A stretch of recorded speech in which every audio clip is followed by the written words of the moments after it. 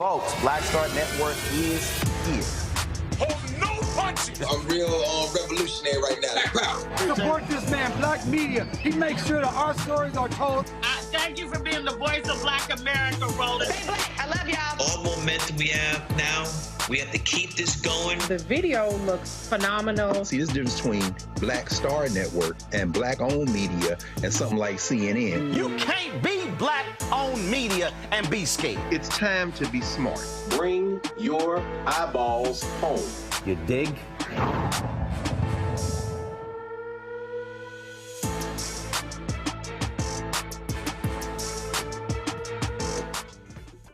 Tuesday, June 25th, 2024, coming up on Roland Martin Unfiltered, streaming live on the Black Star Network. What's happening in North Carolina? You have, of course, St. Augustine. You have Shaw. You have folks who are trying to take the land where Shaw is on, saying no need for two HBCUs in that particular city. We'll talk with folks representing both universities about the drama unfolding there and how white folks in North Carolina, they want the black land.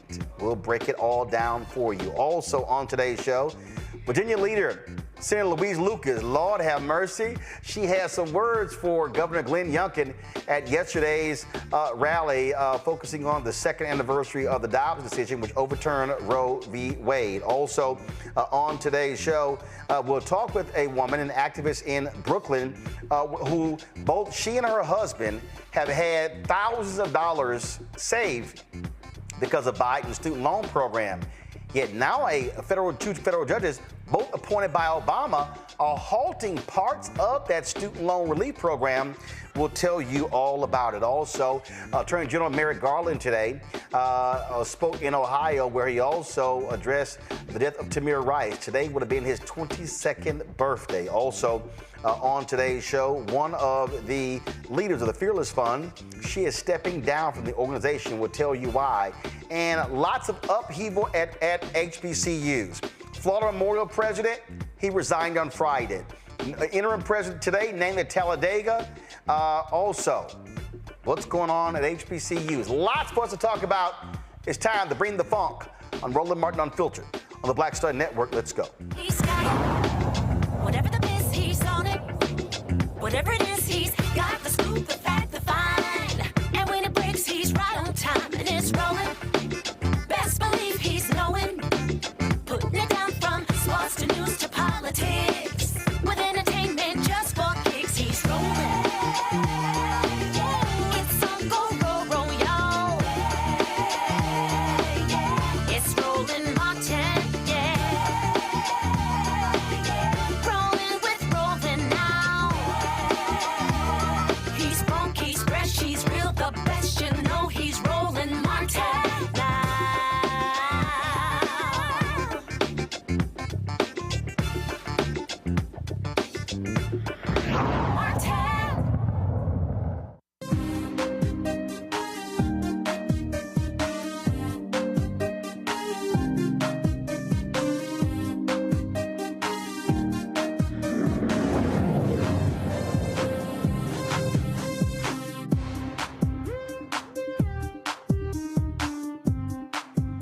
Folks, we know that many of our HBCUs face a tenuous daily struggle trying to keep their doors open while educating mostly African-American students. Well, in Raleigh, North Carolina, you have two HBCUs, Shaw University and St. Augustine's. Now, St. Augustine's recently ran into some serious accreditation issues. They have had some financial issues as well.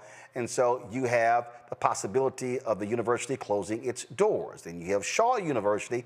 They've had issues in the past, but now what you've had is leaders in Raleigh, white leaders, really saying that, you know what, it's time for us to that we don't need two HBCUs.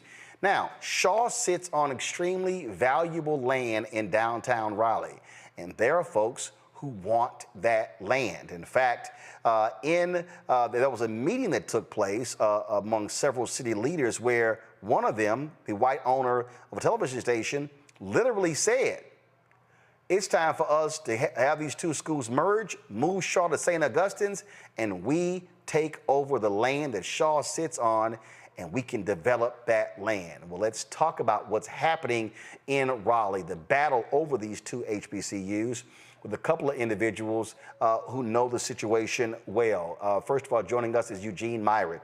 Eugene is a founding member of Save Our Shaw. He joins us from Raleigh. And Dr. John T. Larkins, St. Augustine's University alumnus. He joins us from Ormond Beach, Florida. Glad to have both of you here. So first of all, let's start with you, Dr. Larkins. Accreditation, critical issue. Without that, students can't get financial aid. We know that HBCUs, significant, upwards of 95% of a HBCU's budget is predicated on financial aid. And so let's first deal with that. What is the status of the accreditation of St. Augustine's? Okay. Currently, we're in the third leg of a process of appealing the decision by SACS, the accrediting agency for the St. Augustine's University. I think I got somebody else on the line. No. Go ahead. Just keep talking. We got it. Go ahead. Okay. Sorry about that.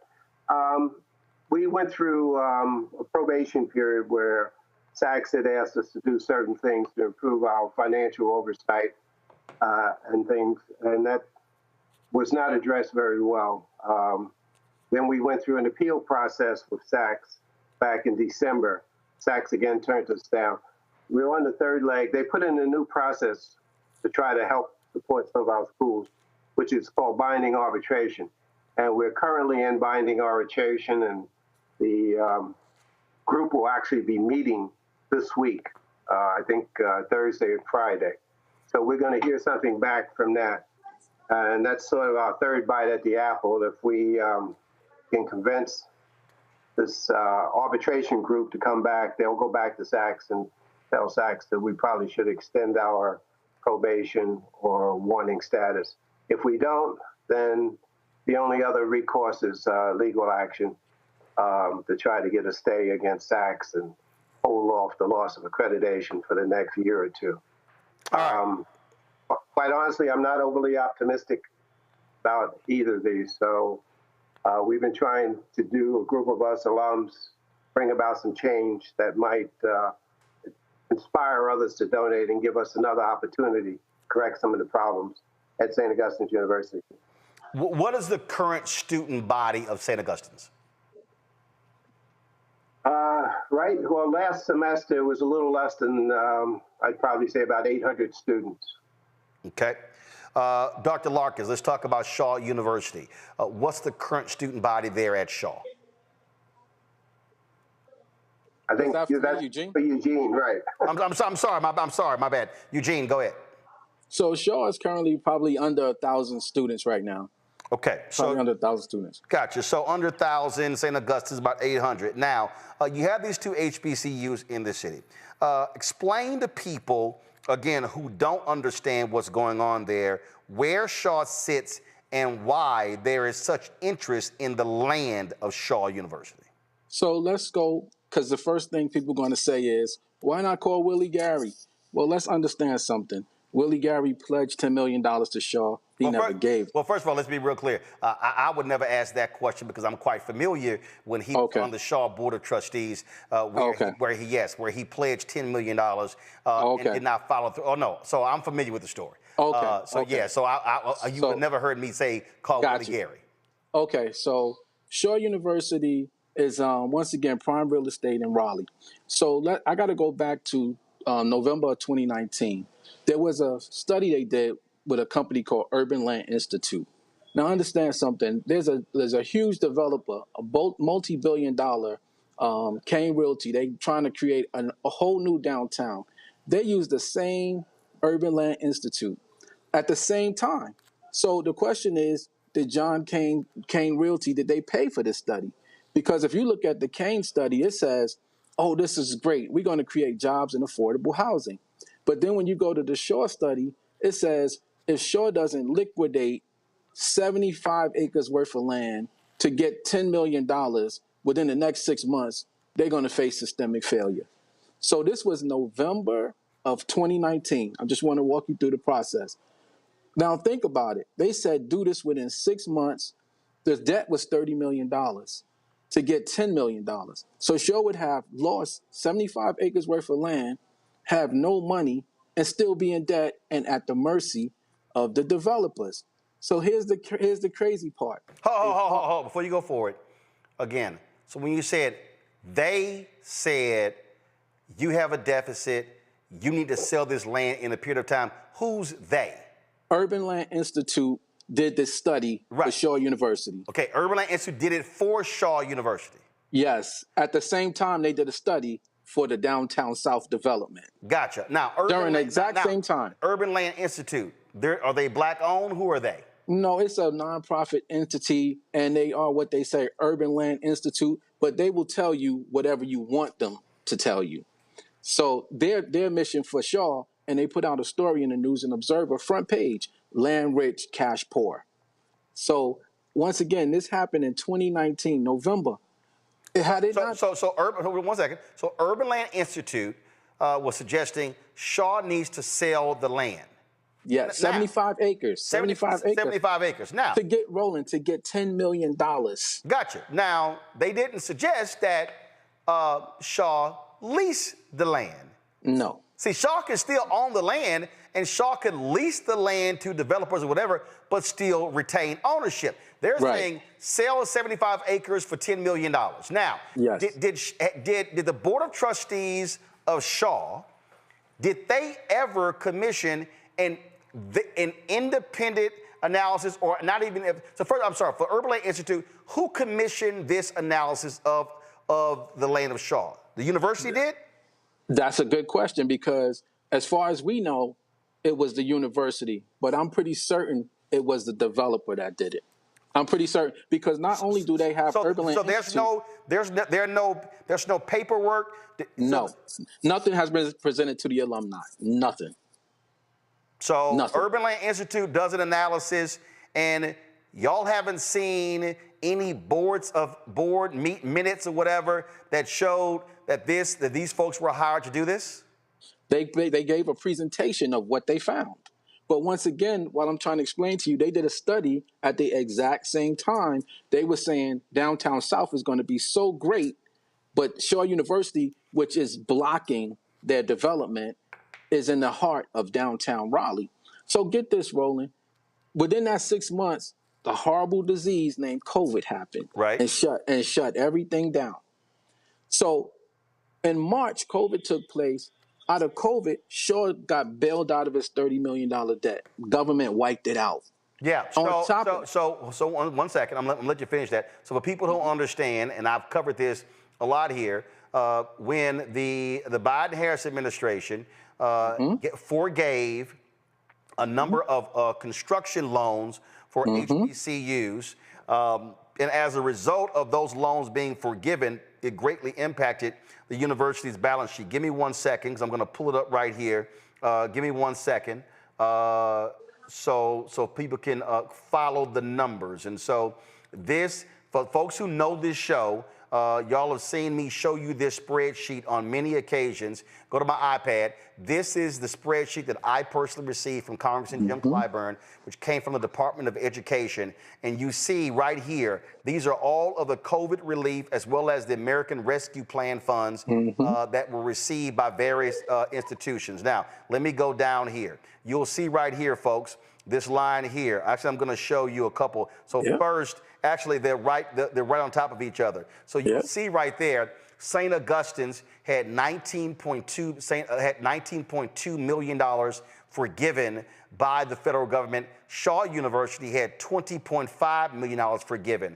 Now, if we go to the next line, you'll see there's a $1.45 million for St. Augustine's, $2.2 million for Shaw.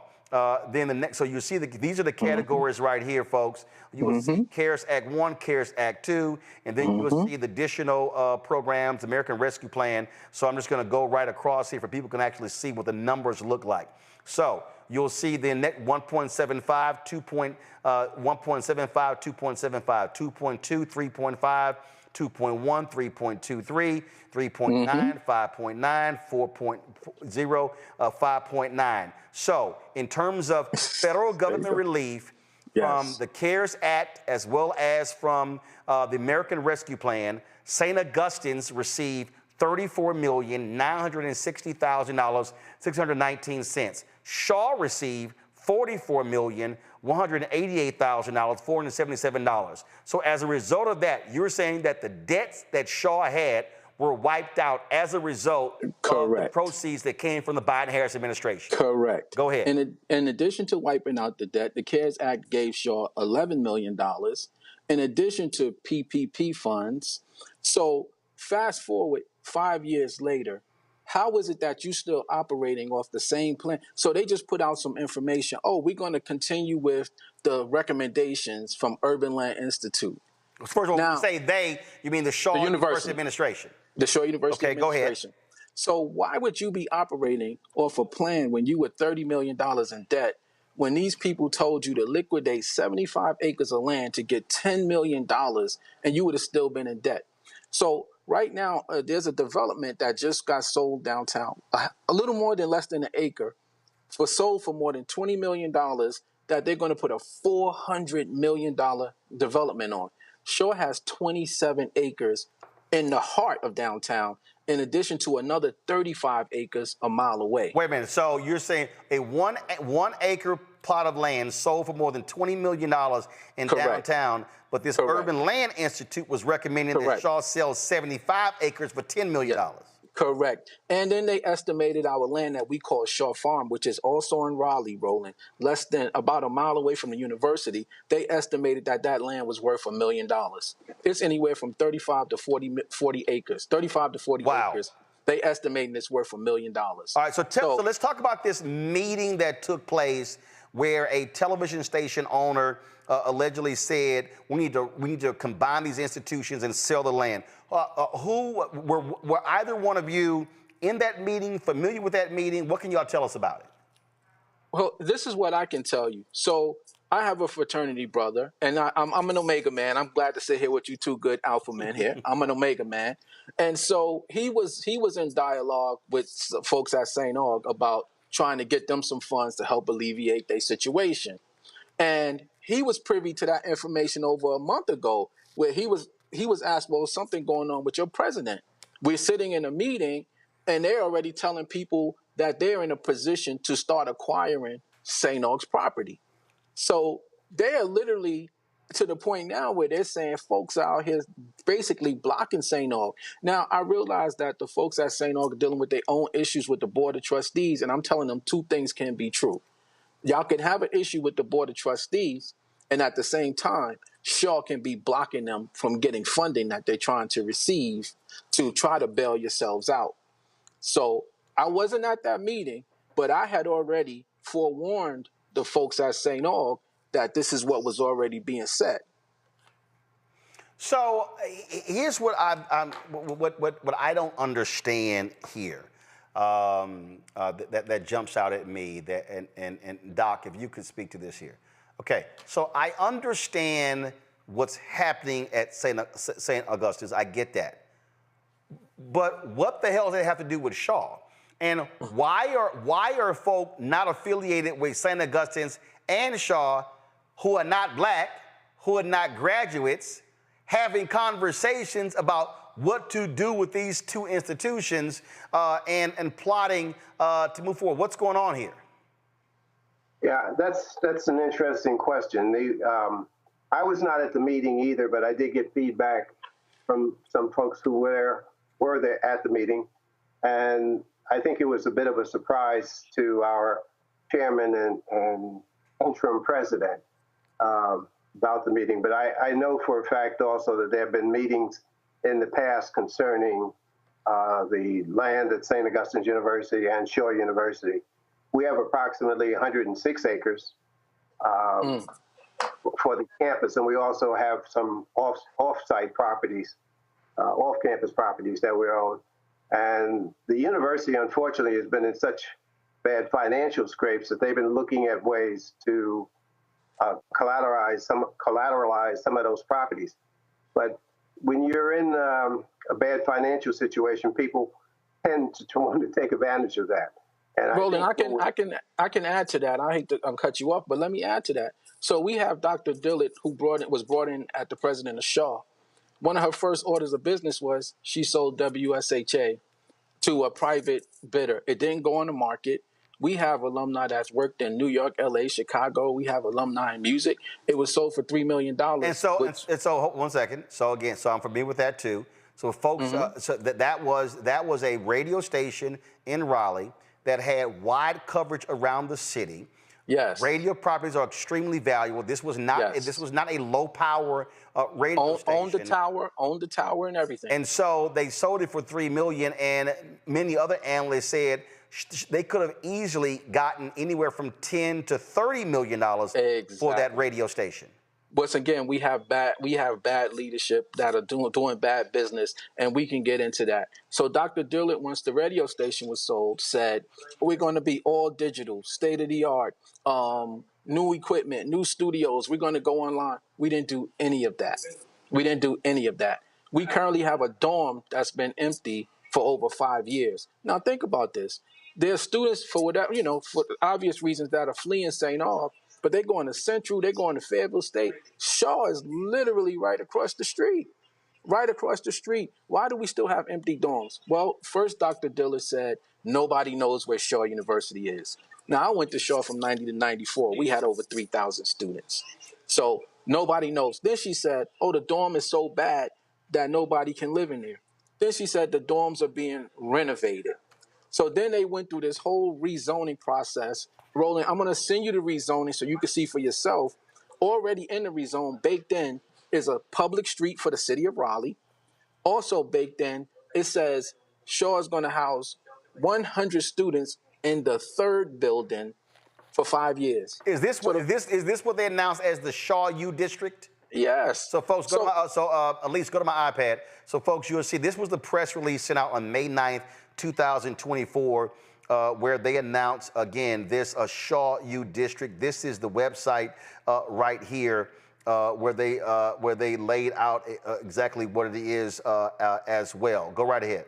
So the problem with this is the university's charter specifically states that Shaw's land is to be used for institutional purposes perpetually. To do the rezoning, they changed it from an institution to a business district. So we have a president of a university who once raised no money for the endowment, has no students. The students are actually protesting living conditions, locked the Muslims out of the mosque, but yet she sits on the Downtown Raleigh Alliance as the chairperson with these same business leaders, Roland. How is she serving as the president of Shaw University and the chairperson for the Downtown Raleigh Alliance? There's some backdoor deals taking place. And I believe that these things have taken place in 2019 and COVID stopped it. Because it makes no sense to be sitting on $1 billion worth of real estate and to still try to implement the same plan from 5 years ago when you were supposedly land rich and cash poor. Let me go back to the good doctor. And so, all right, so you've got these two HBCUs, lots of drama going on both campuses, when in fact they're not intertwined. And so, not at all. And so first and foremost, from an alumni standpoint at St. Augustine's, let's say you are unable to get SACS to agree to whatever the plan is regarding accreditation.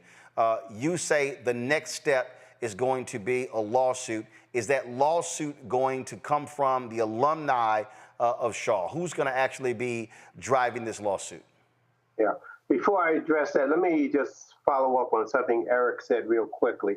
Over the years, St. Aug and Shaw have shared resources. When I was at St. Augustine's University, I took classes at Shaw, and when Shaw students also took classes at St. Augustine University. So we have worked collaboratively over the years. And it was possible, if people got their heads together, to figure out a plan to use some of our dormitories to house students from Shaw University. Well, because first of all, let's be clear. Football field. I'll give you a perfect example. I gave the commencement at Wilberforce, and so Wilberforce actually rents or leases, if you will, dormitory space from Central right across the street. Yeah. Go ahead. I know Dr. Van Newkirk quite well. Yeah. We've worked collaboratively in the past. I think there have been some powers that be that aren't pushing or prefer not to have us work as collaboratively. So we need to share resources, and it's easy to do as people sit down at the table and work together. But to answer your question specifically about who files the lawsuit, the university would have to file a lawsuit to get SACS to hold off removing our accreditation. So once a decision is made by the arbitration board, then the university would have to go into court and ask for a temporary restraining order, which could take a year or longer. This was a similar thing that happened with Bennett, except Bennett had a totally different situation. They were not as in debt as we are. You know, we're right now somewhere between $32 and $40 million. So I'm confused. How did St. Aug receive? Give me just 1 second. I just want to quote the number correctly here. 34.9 million. What was the debt before the 34.9 million? Well, I can tell you it was substantially higher. It was at least 12. Well, I was on the board around that time. It was about 12 to 13 million dollars higher than what was asked for. We should have asked for more money, for one thing, but we didn't, and we could have justified it. Okay, but I'm confused. If you got $35 million, so the debt was what, about 50 million? I'd say probably close to 50 million. Yeah. Okay. Well, we paid off the mortgage on a dormitory, which was roughly 22 million. Right. So if you owed about 50, you got 35, your debt's at 15. What is the debt now? Last I was told, about a month or so ago, it was $32 million. Hold on. Now I'm confused. How the hell do you cut again? How the hell do you cut your debt from? You get 35 million. You get a once in 100-year pandemic that saves as a lifeboat. You get 35 million. Your debt gets cut from 50 to 35 down to 15. How in the hell you add $15 more million in debt? Because we didn't receive any money from Title III, Title IV money for the fall of 23 or spring of 24 because the university failed to file audits for the past 2 years. One of the requirements from the Department of Education, in order to get those monies, you need to file good audits for 3 years. Let me add. Hold on 1 second. So somebody in administration didn't do their damn job and file the report, so therefore you didn't get the money? Exactly. Are those folks still employed? No, but it gets worse. We didn't pay the FICA, the payroll taxes, for 3 years on our employees. So the IRS put a $7+ million lien on St. Augustine's University. We owed people $670,000 for audits. We owed $607,000 for legal fees. So, and quite honestly, our employees haven't been paid for the last 2 to 3 months. So Roland, let me jump in here. $2 million in there. And on their instance, the same thing. The folks who have been messing up at Shaw, they still employed. And when you start saying we need to get rid of these people, then you get the other folks from the alumni. Oh, let's not air out dirty laundry. And I keep telling them, when your laundry stink, your house stink, and when you go outside, you stink. Those people who Shaw has had to pay millions of dollars back to the government because of misuse of funds. But the same folks are still there, Roland. But here's what's going on in the city of Raleigh and why it's a problem with Dr. Dillard sitting as the chair of the Downtown Raleigh Alliance. There's a meeting actually this coming Thursday. One of the neighborhoods where black people were told they would live is called the Prince Hall District. And once again, there was redlining in Raleigh. So you have this thing called the Prince Hall District was a historic overlay protection for the black community. Now the city is looking to get rid of that. So when Shaw was rezoned, they took a large portion of their property out of the Prince Hall district. And here's what's going on now. Because I was looking for some office space, so I called a number on a little commercial building, and this 80-year-old black lady answers the phone. And I said, yeah, I'm looking for some office space. And she goes, I would have gave it to you, but I'm under contract with a developer. Oh, wait, I can't talk about it. Call my realtor. So what's happening now is they're using these elderly black folk to say they want out of the Prince Hall district so the developers can come in and take up that land. And these are two hearings that'll literally are happening at City Hall on July 2nd. The committee meeting is on Thursday at 3 p.m. at City Hall, and then there's a hearing on Tuesday, July 2nd, I believe it's at 1 p.m., to determine if they want to get rid of this historic protection. Now, understand something. There are other neighborhoods in Raleigh that are historic overlay protection, but they're in the white neighborhoods. There's no talk about eliminating those. Only from the Prince Hall district, which is downtown, prime real estate, back to back with Shaw. So this is why you put the president of Shaw as the chair of the Downtown Raleigh Alliance, although she has no significant accomplishments. And she literally was up there. All of this is a city. All the city council meetings are on YouTube. And she says, as the chair, I support expanding the downtown district. It's because they're trying to get a hold of that land. And with the situation that St. August's in right now, this is why you can have a TV station owner basically sit there and say, literally, like, I own these people right here. So you need to determine what you're going to do. And if you read what it says y'all need to merge. I don't care what you call it, but this needs to happen. The nerve of somebody to sit there and talk to you about the organization, the university that you run. Can you imagine that? It's a whole lot of drama here. We're going to reach out to you. It was in December when St. Aug fired the president, Christine McPhail. She said this came out. She filed a gender discrimination lawsuit. I'm still perplexed. How in the hell people don't file appropriate paperwork so you can get the money? That makes no sense to me. But certainly keep us abreast. We'll see what happens with the accreditation. Roland, can I just add one more, Roland, before we go? Yeah, real quick. Let me add one more. So a part of another reason I believe the radio station was sold, because there was an audit by a company called BDO, and in that audit, a longtime employee, Dr. Emeka, was fired. And he said he was fired because he refused to sign off on a fraudulent audit. The audit, say if his budget was $200,000, they were saying that he had $400,000 in addition to paid interns. And when he refused to sign off on that audit, he was fired. And I believe that radio station was sold to help cover that up. And I say that because all of this is documented lawsuit. Please look out for the email, because I'm going to send you these receipts where you can read it for yourself. He said he refused to sign off on a fraudulent audit. Now, mind you, Shaw was getting matching funds from the Capital Broadcasting Company. So if you only spending $200,000, but you telling them you spending $400,000, and then you have paid interns, where's all this other money going? Where's all this other money going? And I'm saying that to say these people are still in place at Shaw University. So now they're elderly, they're sickly, and we literally had like 3 board members die in the last 5 years. These people are trying to cash out before they check out, Roland, and they don't care what's left behind for the rest of us with these universities.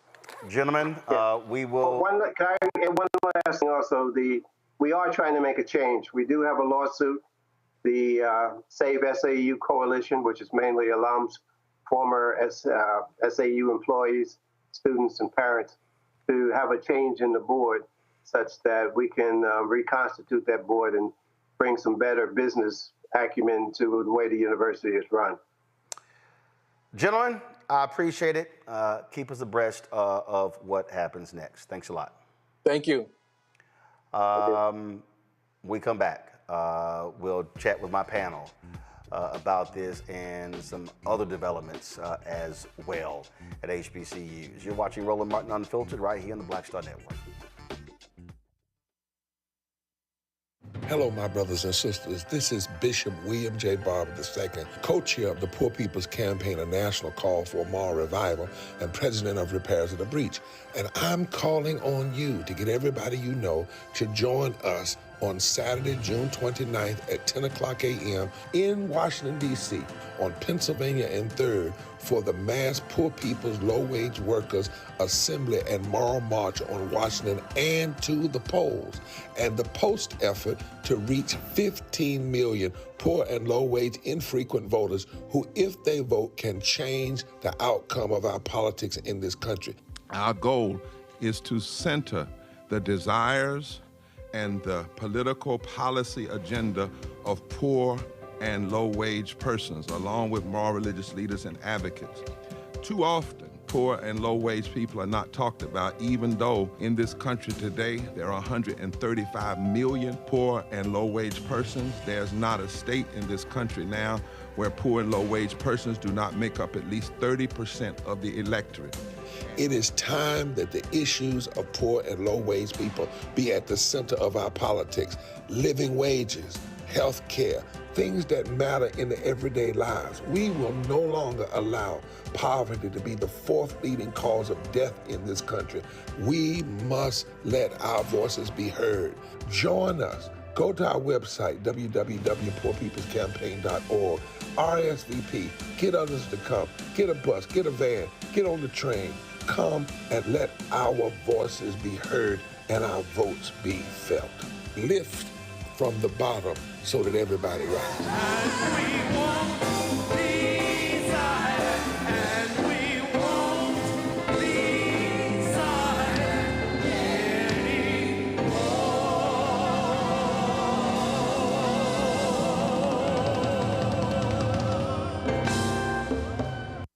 Carl Payne pretended to be Roland Martin. Holla! You ain't got to wear black and gold every damn place, okay? Ooh, I'm an alpha, yay.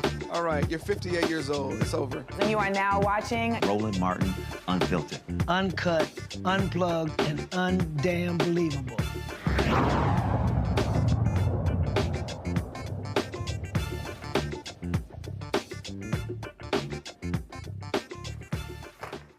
All right, so my panel, Dr. Mustafa Santiago Ali, former senior advisor for environmental justice at the EPA, joining us out of Washington, D.C. Randy Bryant, DEI disruptor, also out of D.C. Joe Richardson, civil rights attorney, joining us out of L.A. Glad to have all three of you here. I will start with the Tuskegee graduate, Randy. There are about 107 HBCUs, Randy. I have personally been to 58 of them. I think I've done 21 or 22 commencements, 19 of them at HBCUs. I probably have more HBCU presidents on speed dial than any other journalist in this country. I have talked to numerous presidents over the years, dating back to my first internship with the Houston Defender in 1990. And I'm going to say a couple of things, and that some folk, and this is one of the issues. Now, I've said this before, when folk in the HBCU world get an attitude, get all mad. You heard the brother say, oh man, we can't air our dirty laundry, and he's right. Your laundry is already aired. When it's on television, when it's in the newspaper, when you owe tax liens, when you owe money, when you lose accreditation, your dirty laundry is aired. Here's the reality that we have to confront. There are a lot of people who sit on HBCU boards of trustees who have no business being on boards of trustees. There are individuals who don't have any real business experience. They have never, ever governed anything the size of the budget of these institutions. And so, therefore, they've never been in positions of power. We also have to recognize that we often talk about racism, underfunding of resources, things along those lines. But we also got to own up to that sometimes when you have issues, it's us. And there are people who don't do their jobs who should be fired. There is absolutely no excuse for a university not filing the proper paperwork to get federal funding. There is none. I don't want to hear the excuses. There are basic processes that you have there. I don't understand how, if you're St. Augustine's leadership, you got a Hail Mary due to COVID, and you got $35 million in federal funding that dramatically slashed your deficit, and you come out of that and you go right back up to running deficits to put yourself in the existing position. This is one of those things that we have to be willing to call people out. And I don't give a damn if they are an HBCU graduate. I don't give a damn if they are a lawyer or a judge or the doctor or whatever the hell.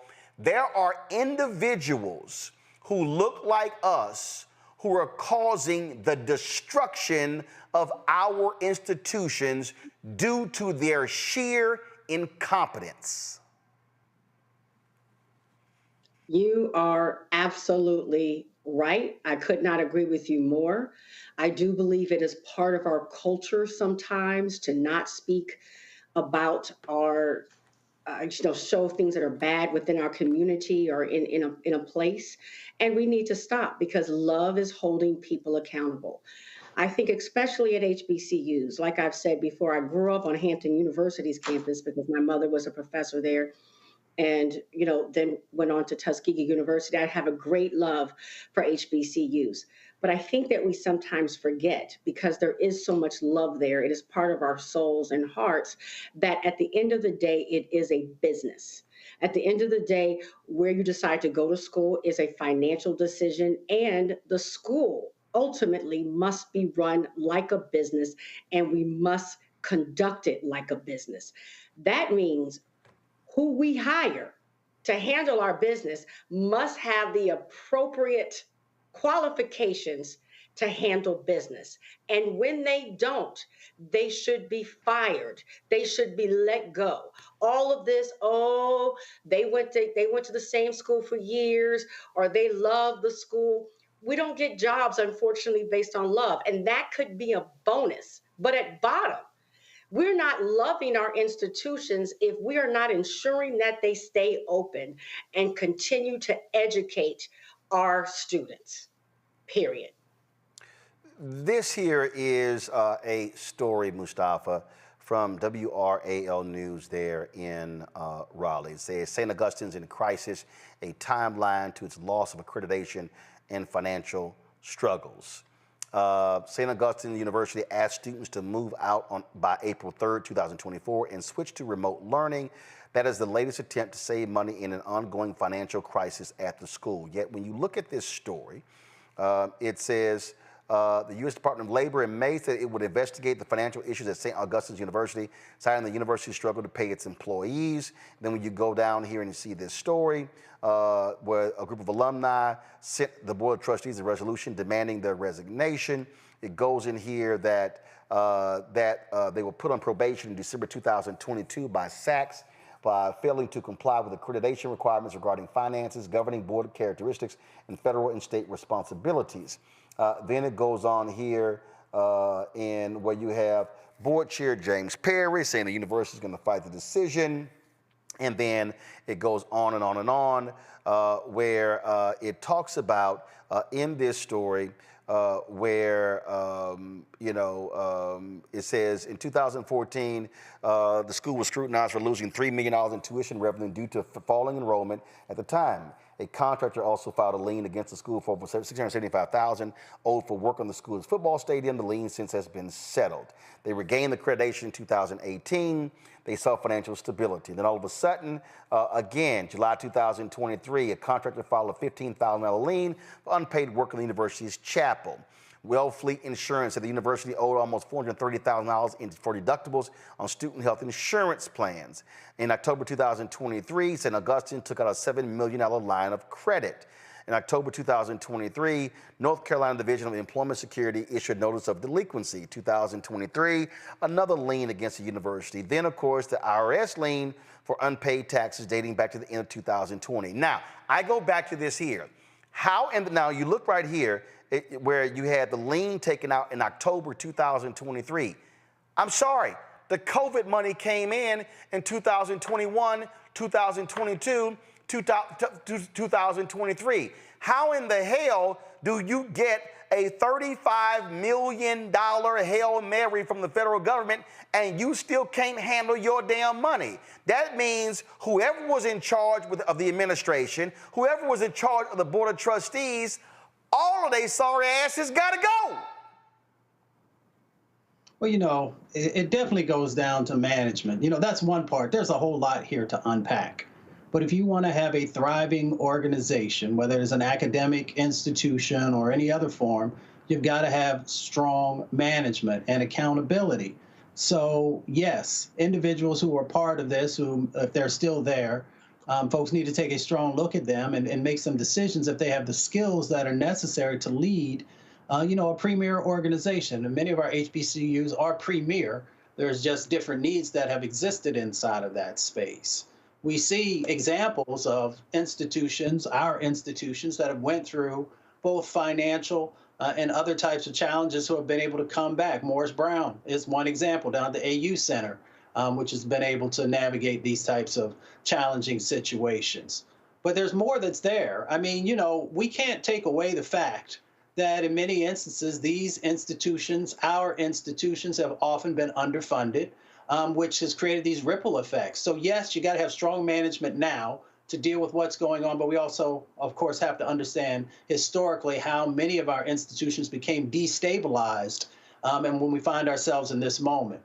I mean, there's a deeper conversation about some of these dynamics that are going on in relationship to people trying to take the land. And if you look at the history of North Carolina, that's not so unusual when it comes to Black communities and Black organizations. But we're focused right now on how do we help this institution to heal, and how do we make sure that they have what's necessary to move forward. Now, the last point that I'll make is that the board, you know, they have a huge amount of responsibility. I sit on 11 boards, and a part of that is financial oversight. So if you're not doing your job in that respective space, then you also need to look of getting individuals who either have those skills or who are willing to do the hard work and make the hard decisions. You know, the thing that jumps out at me on here, Joe, is again, when I look at St. Augustine's situation, I mean, it takes a lot to lose your accreditation. Like, you gotta like really screw up consistently over a period of years to lose your accreditation. That is the one thing no institution can ever jeopardize. Why? Because your students can't get a financial aid. You have to be accredited for them. When Morris Brown lost their accreditation, they were in the wilderness for more than a decade, and they had 2 and 3 students there because they literally could not, you don't have accreditation, you cannot get federal financial aid, which is the lifeline, the lifeblood of nearly all HBCUs. So you got that. What's happening over at Shaw, that's a different deal. And so I totally understand the brother demanding some answers. And here's the question, and it jumps out at me. I'm sitting there going, hold up. You got valuable downtown land at Shaw, and somebody's recommending you sell it for $10 million and 75 acres? Yeah, I'm gonna give you the side eye there. Again, this is one of those things where you need full transparency, because you can't be asking people to donate and support an institution if they're unclear as to how the money is being used. You know, a lot of us, you know, we're out on the West Coast, and we heard about what was going on with Bennett all those years ago, and we donated. We've got money from all over the country. You know, I went to a small liberal arts college here in Southern California, and I pay attention a whole lot to how they're dotting the I's and crossing the T's. And I got to tell you, it's absolutely inexcusable when we lose accreditation. Now, that's the part that I think we have some say in. This is something we can do well and do right. We can follow federal rules. We can follow state rules. We know that the loss of accreditation is the kiss of death in the college world, because now, you know, who wants to go to an unaccredited school? I wouldn't have sent my daughter to an unaccredited school. So the second your school becomes unaccredited, loses its accreditation, anybody that's there that wants their degree to mean something is going to transfer. And it's self-perpetuating. So it's this whole cycle that you got to start to unwind back. And so, yeah, there's a land power grab going on here for sure. And it sounds like maybe the leadership of Shaw is working along with it, and that's terrible. But meanwhile, back at the ranch, something has to happen. Gwen Guthrie said, there's no romance without finance. Ain't nothing going on but the rent. I used to call my dad, Dad, how you doing? May you rest in peace. What's going on, man? The rent. That's it. If you aren't paying your bills, if you aren't doing the things that you need to do, when you did get a Hail Mary, when you did get $35 million clear from COVID, you've got to find a way, as difficult as it is. They're undercapitalized. The HBCUs, they don't have the same endowments. All of that is true. But if you get $35 million, you got to make it count. And so hopefully the alums and the people that really care about these universities really rise up and do what needs to be done so that they can grab this thing by the reins, take the reins, and make sure that this school survives. Look, it's a whole lot going on. We're going to reach out to the presidents of Shaw University, as well as St. Augustine's, and the board chairs as well, to come on this show to explain to folks what's going on. Because here's the thing. People they're always like, hey, we need folks to support our institutions.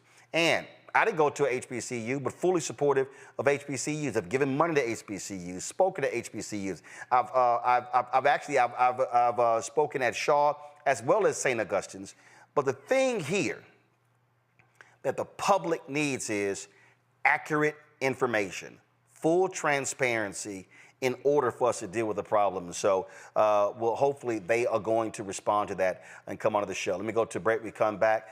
Changes at the top of several more HBCUs. We'll tell you about that when we come back. Roland Martin Unfiltered on the Black Star Network. Support the work that we do. Join the Breeding Fund Fan Club. Send your check and money order. P.O. Box 57196, Washington, D.C. 2003 7-0196. And just in case some of y'all out there, y'all may be thinking, man, don't be sending that. Y'all, I went to the post office today. This literally all the checks I picked up. So I got a lot of work. I got to open up all these envelopes, sign each one of these checks, and deposit them.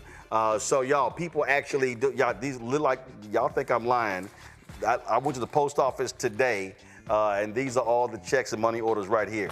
So again, send your check and money order to P.O. Box 571. Look, it's all green. 57196, Washington, D.C. 2003 7-0196. Cash App is $RM Unfiltered. PayPal R Martin Unfiltered. Venmo is RM Unfiltered. Zelle, Roland at RolandSMartin.com. Roland at RolandMartinUnfiltered.com. Of course, get the Black Star Network app, Apple phone, Android phone, Apple TV, Android TV, Roku, Amazon Fire TV, Xbox One, Samsung Smart TV. We'll be right back. On A Balanced Life, it takes a village to raise a child, and truer words have never been spoken. If you're raising a child, you know that it's a blessed challenge like no other. Even more so if your child has a disability. We'll talk to parents and our expert panelists about the best way forward for your child to help you maintain your own sanity on A Balanced Life with Dr. Jackie on Black Star Network. On the next Get Wealthy with me, Deborah Owens, America's Wealth Coach, financial literacy. Without it, wealth is just a pipe dream. And yet, half of our schools in this country don't even teach it to our kids. You're going to hear from a woman who's determined to change all that, not only here, but around the world. World of Money is the leading provider of immersive financial education for children ages 7 to 18. We provide 120 online and classroom hours of financial education. That's right here on Get Wealthy on Black Star Network. Hello, I'm Paula J. Parker. Truly proud of the Proud Family, Louder and Prouder on Disney+. And you're watching Roland Martin Unfiltered.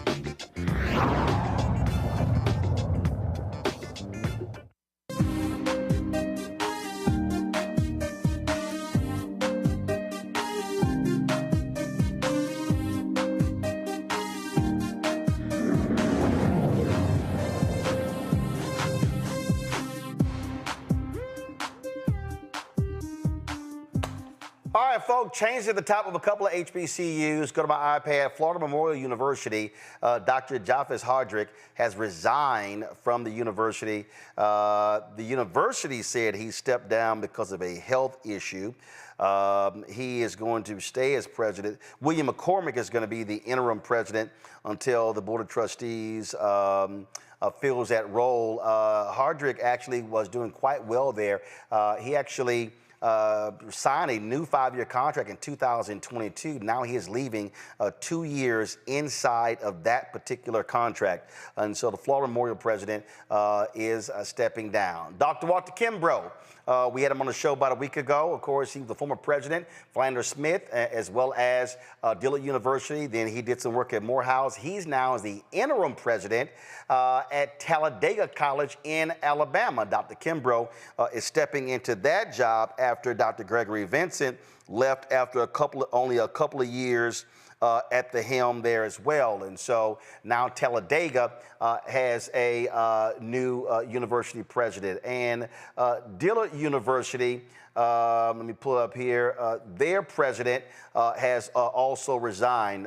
Dr. Rochelle Ford, she has stepped down after only a couple of years as president. According to this story here, that it says here, she is stepping down as president to focus on her health and family. She had only been the university's 8th president for 2 years.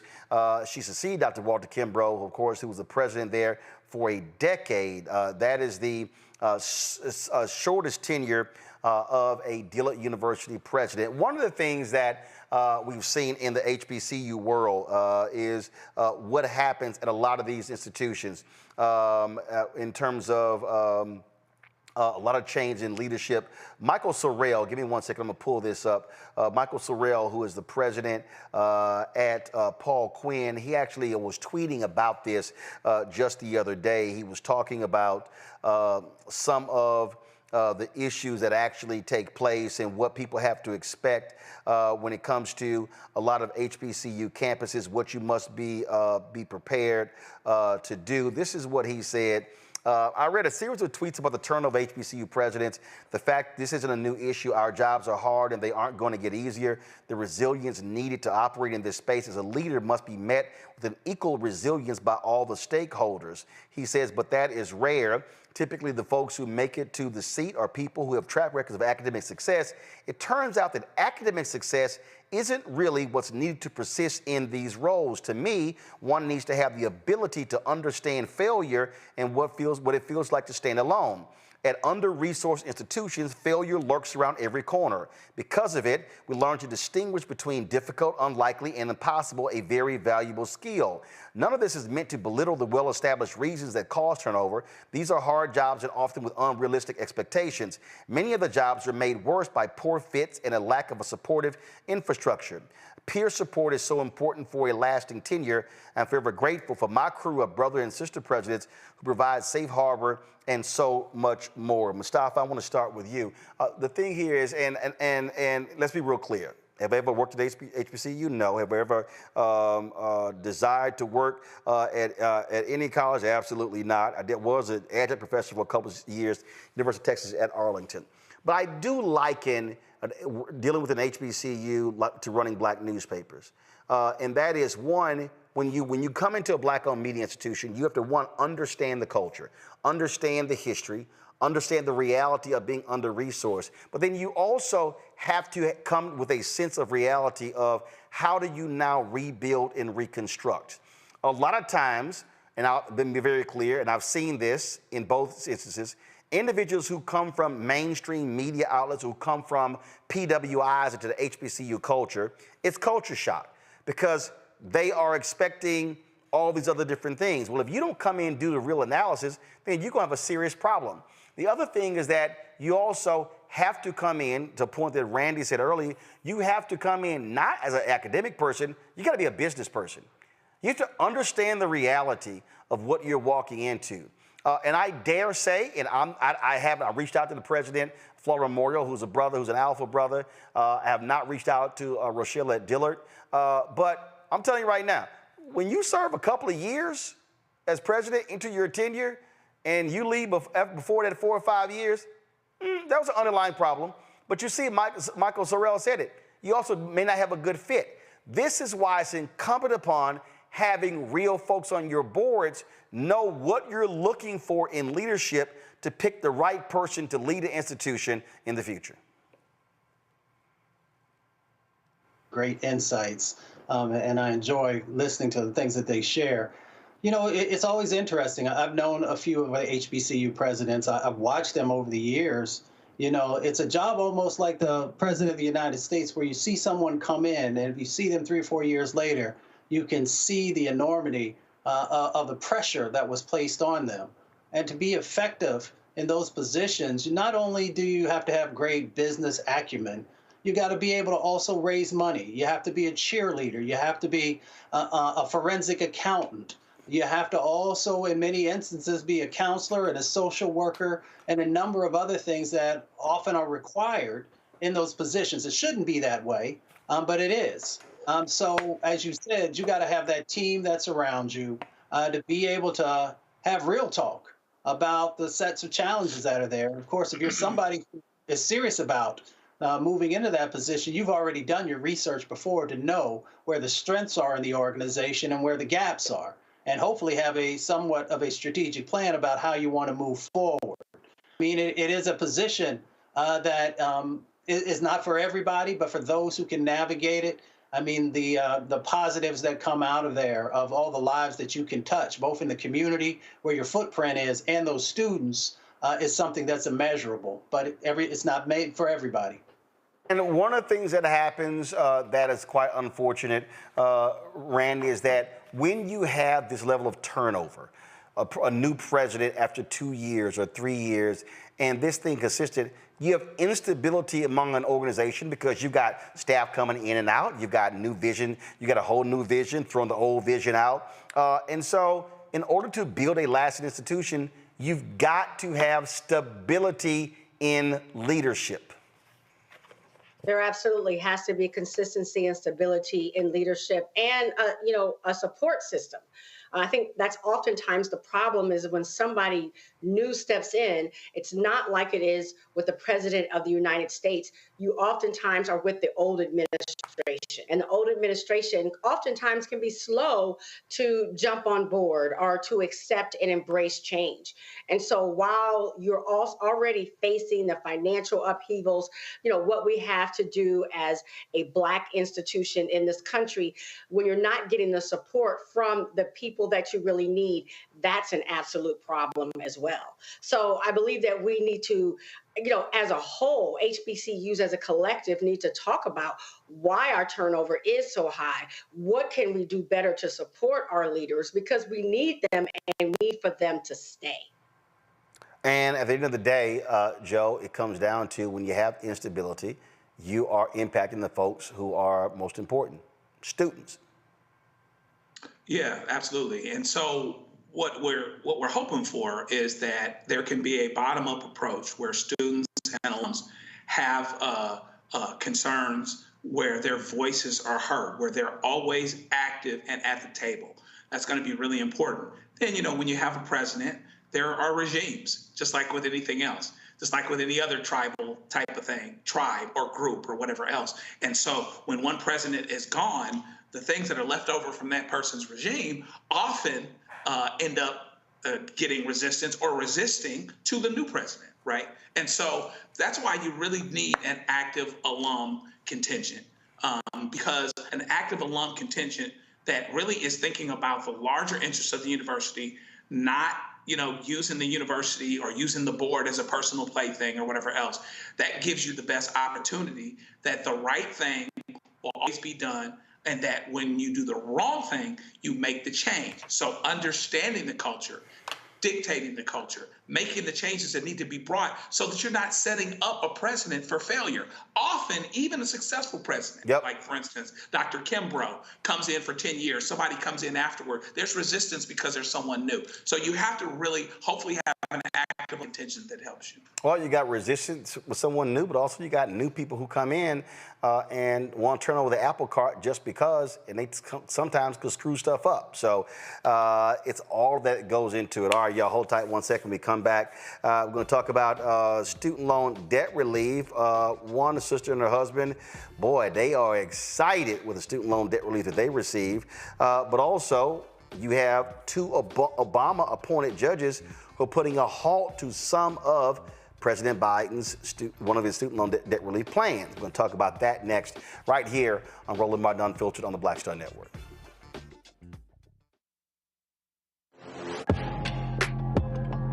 A lot of y'all have been asking me about the pocket squares that we have available on our website. You see me rocking the Shibori pocket square right here. It's all about looking different. Now look, summertime is coming up. Y'all know, I keep trying to tell fellas, change your look, please. You can't wear athletic shoes every damn wear. So if you're putting on linen suits, if you're putting on some summer suits, have a whole different look. The reason I like this particular pocket square, the Shibori, is because it's sort of like a flower and looks pretty cool here versus the traditional boring silk pocket squares. But also I like being a little different as well. So this is why we have these custom-made feather pocket squares on the website as well. My sister actually designed these after a few years ago. I was in this battle with Steve Harvey at Essence, and I saw this at a St. Jude fundraiser. I saw this feather pocket square, and I said, well, I got some ideas. So I hit her, and she sent me about 30 different ones. And so this completely changes your look. Now, some of you men out there, I had some dudes say, oh, man, I can't wear that. Well, if you ain't got swagger, that's not my problem. But if you're looking for something different to spruce up your look, fellas, ladies, if y'all looking to get your man a good gift, I've run into brothers all across the country with the feather pocket squares saying, see, check mine out. And so it's always good to see them. And so this is what you do. Go to RolandSmartin.com/pocket squares. You can order Shibori pocket squares or the custom-made pocket squares. Now, for the Shiboris, we're out of a lot of the different colors, and I think we're down to about 200 or 300. So you want to get your order in as soon as you can, because here's what happened. I got these several years ago, and the Japanese company signed a deal with another company, and I bought them before they signed that deal, and so I can't get access to any more from the company in Japan that makes them. And so get yours now. So come summertime, when I see y'all at Essence, y'all could be looking fly with the Shibori pocket square or the custom-made pocket square. Again, RolandSmartin.com/pocket squares. Go there now.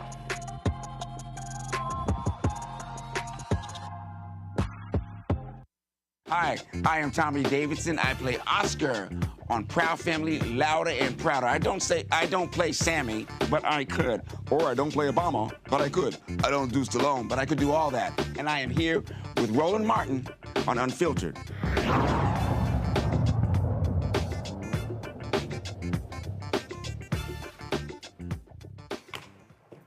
All right, folks, the Biden administration will appeal two court orders blocking key parts of its student loan repayment plan. Two federal judges in Kansas and Missouri, both appointed by President Obama, have temporarily halted the U.S. Department of Education from implementing major provisions of the Saving on a Valuable Education plan, or called SAVE. Now, until the cases are settled, the Biden administration cannot forgive any more debt under the new income-driven repayment plan or further reduce borrowers' payments in July as scheduled. More than 8 million loan borrowers have enrolled in SAVE since the Biden administration launched it in 2023.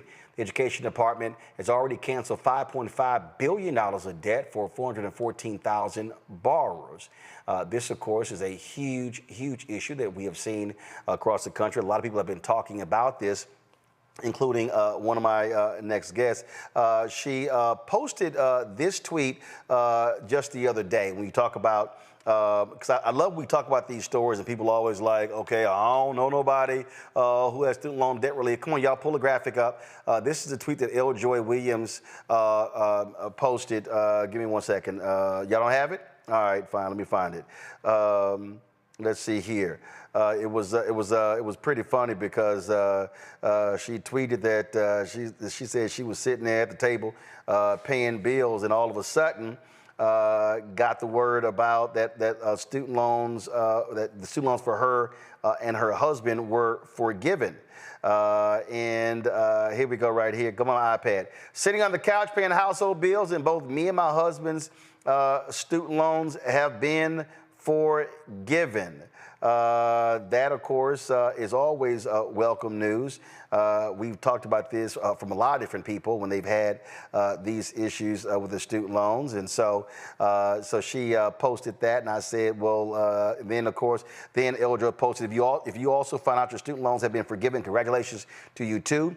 There are multiple student loan forgiveness programs. If you haven't yet, you should apply. If you get denied, apply again and try a different program. She joins us right now. I'm glad to have Joy here, along with Jared Bass, the Senior Director of Higher Education Policy, the Center for American Progress. Glad to have both of you. Joy, how much money are we talking about? Man, listen, I haven't calculated the total amount, but I mean, close to, we were paying $800, $900 a month combined in paying back student loans. And that is going to have a real impact on our day-to-day, on our household, on our bills. And as I said in a tweet, I was sitting about to pay mine, right, to log in, to pay in the bills, and was like, why is this zeroed out? What is happening? And so I'm looking through the account. So you hadn't gotten one of those letters saying, hey, your debt has been forgiven? I probably did. It's just in the stack of mail that's on the... Joy, you got to check your mail. It's probably in the stack of mail. So it's just stacked up, and I'm going through and looking through, and I was like, everything seems to be zeroed out. And then my husband was like, yeah, mine is zeroed out too. I think we got, the loans are forgiven. And I had applied particularly for my husband. My husband is a public school teacher. He went to school specifically because of the public service loan program, went and got his master's, went all the way through.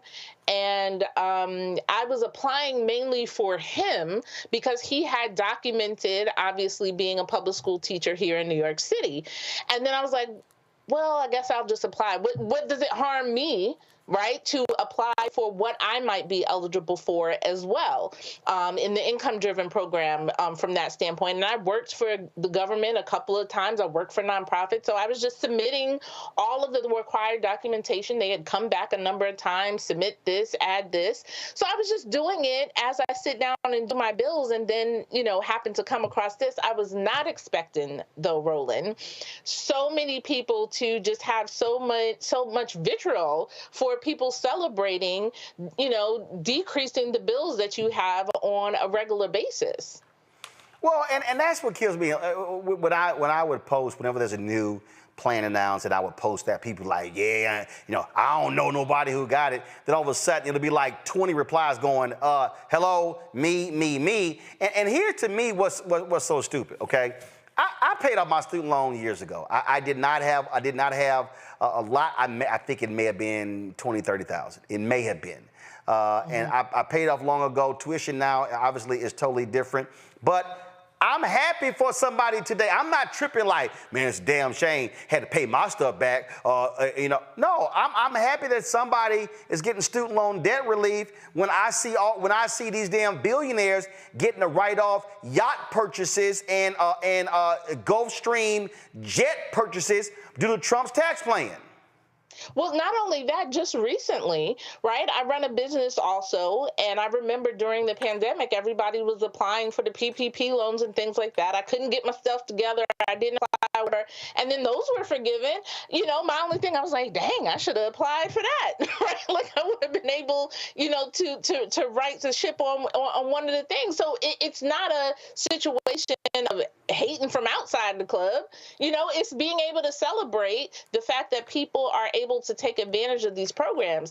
And the other thing, the other undercurrent, which I think is also a lot of bots, right, where people are talking about, oh, this is Biden buying votes, right, as if he's and choosing by name who he is forgiving loans for, or that is somehow reparations to Black people, right, to that only Black people are eligible, and not that this is a program that if you meet the requirements and you apply, you also can enjoy. And so I hope that there are not people that are so, staunchly opposed that you're just going to continue paying that student loan debt instead of applying for a program that you and your family may qualify for. But you also had to make clear, Stop running your damn mouth and sit your ass down and apply. See, that's the other thing. You had to post a tweet saying, okay, you got to apply. You got to do some work. It ain't going to happen just because. Right. And I think that's a lot of the misinformation too. And, you know, all the time, Roland, we see the amount of misinformation and disinformation, particularly that circulates on social media. And to see so many people saying, I keep checking mine, I'm like, but did you submit an application? Did you submit something? Like if you keep checking your mailbox, but you didn't send nothing off, right? Like you're never going to get an opportunity to experience that. And so the more that we can communicate to people, hey, there's more than one program that you can apply for, to be able to say you can do it based upon your income. Go to the page and just complete everything that you may qualify for and follow up on it so that you can get the reduction as well. Jared, I'm looking at here. There's a brother named Aaron Brown on our YouTube chat. He says, my student loans were forgiven. When I got the email, I thought it was spam. A total of $200,000 of loans and interest was forgiven. What a lot of these conservatives and Republicans are complaining about when they're sitting here going, oh, the taxpayers are having to foot the bill. If they actually look at the program, a lot of this is interest. Explain that to the folk who don't understand what's going on.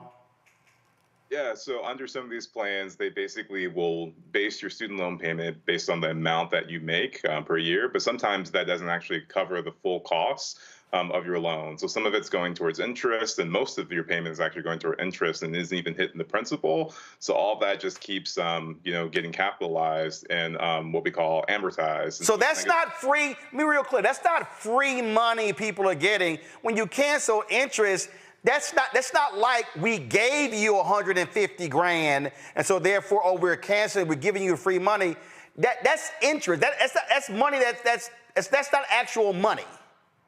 Yeah, so it's basically they charge you for taking out money to better yourself, and then they tax you after you get the job to be able to, live your life. So basically, it's the charge that you get just for trying to get opportunity, trying to better yourself.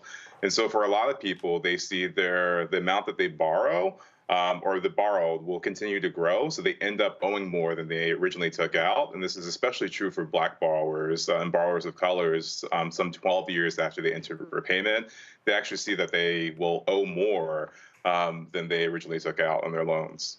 When we look at these programs, and for people who don't understand government, and they need to understand this, when Trump was in the Oval Office, you've never heard me call him President Trump. I wouldn't even call him that to his face. Hell, I wouldn't even call him Mr. Trump. All I said was hi. When we talk about programs, when he instituted his tariffs program, which, by the way, American taxpayers paid for. When you impose tariffs, China don't pay that. Consumers in the United States pay for it. He essentially, because all these farmers got screwed, the federal government handed out some $25 billion to mostly white farmers in Indiana, Illinois, Wisconsin, and many of these Midwestern states. And so when I hear these people complain about, oh, this is unfair, the American taxpayer is paying for this, they also don't say nothing about all of these corporations that get subsidies, all fossil fuel companies and so many others who get tax breaks, who get subsidies from the federal government.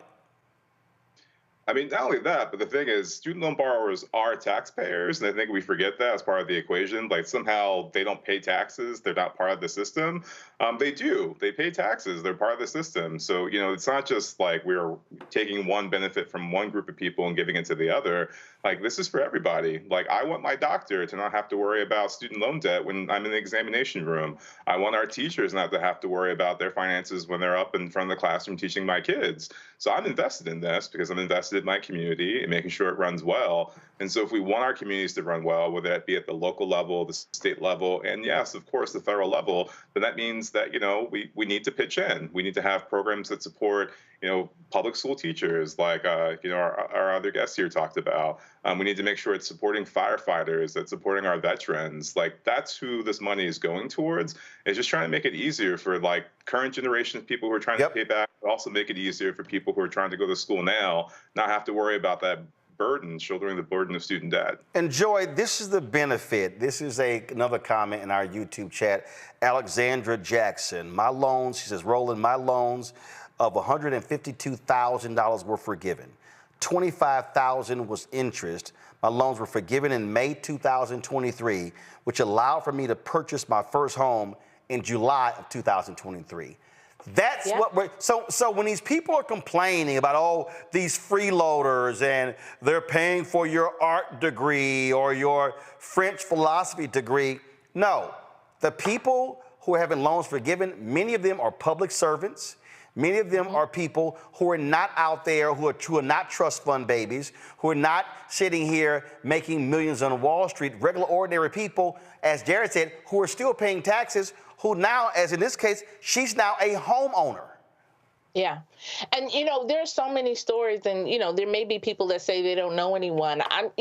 Around me, there are so many stories. My husband tells a story of one of his former co-teachers who had applied several times to the public service forgiveness program, including my husband. My husband had applied many times before, but got denied. And with the refocus of the administration of fixing some of the problem of this program that existed before, and nobody was crying about it before, by the way, but that fixed it. We were afforded the opportunity for him to submit it and finally, receive the forgiveness.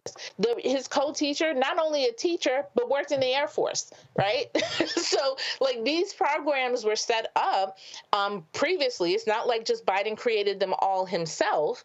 And people are able to apply and then do more. People are not taking the money that they would ordinarily pay to student loan interest, as you mentioned, and as your guest mentioned previously. Now they can invest it in different parts for their home, to buy a home, in their children, right, to be able to do more. So people telling me, oh, are you going to pay for future children? Sure am, because I got 4 foster kids, one of which who's going to college in 2 years.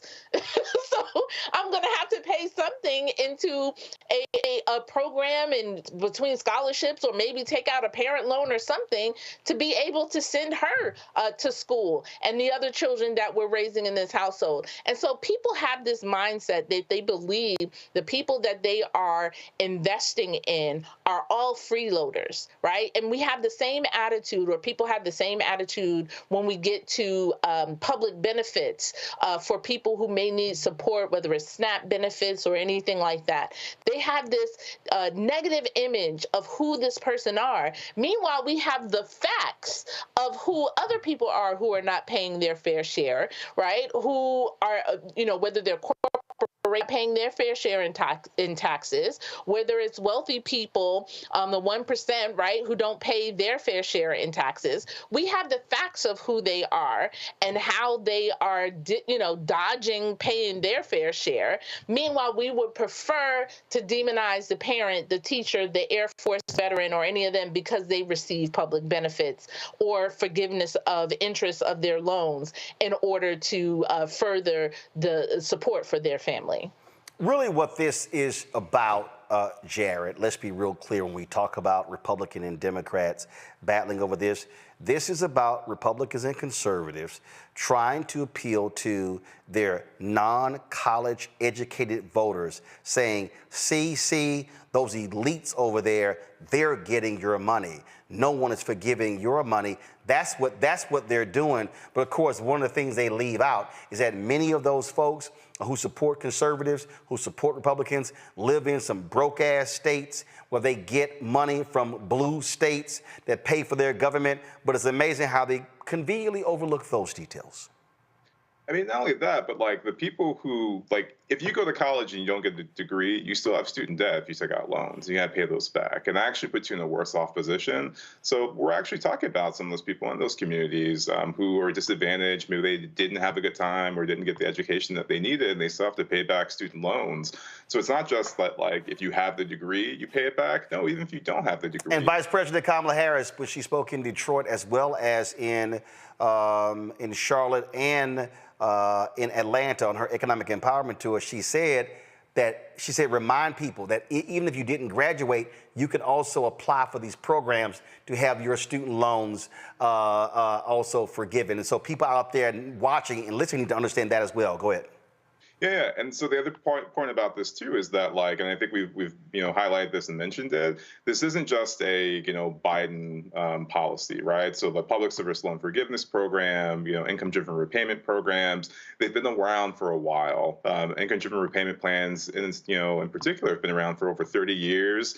We've seen those revised 3 times, and no one cried wolf there. Public service loan forgiveness itself, that debt relief program, was actually signed into law by President W. Bush, a Republican, signed that into law, that loan forgiveness program that's on the books today, because they wanted to make sure that people weren't struggling with the burden of student debt. So this is a problem that affects Republicans, Democrats, independents, poor people. Like, it affects everybody. So it's not just like red and blue states, it's in every state. And that's, one of the things that we need to just remember in this is it's not just like a rich kid problem. Rich kids don't take out loans. They don't need to take out loans, but the people who do are middle-class people, and low-income people who they have no other capital, they have no other wealth, they have no other means to be able to get an education, to better themselves, to have access to opportunity.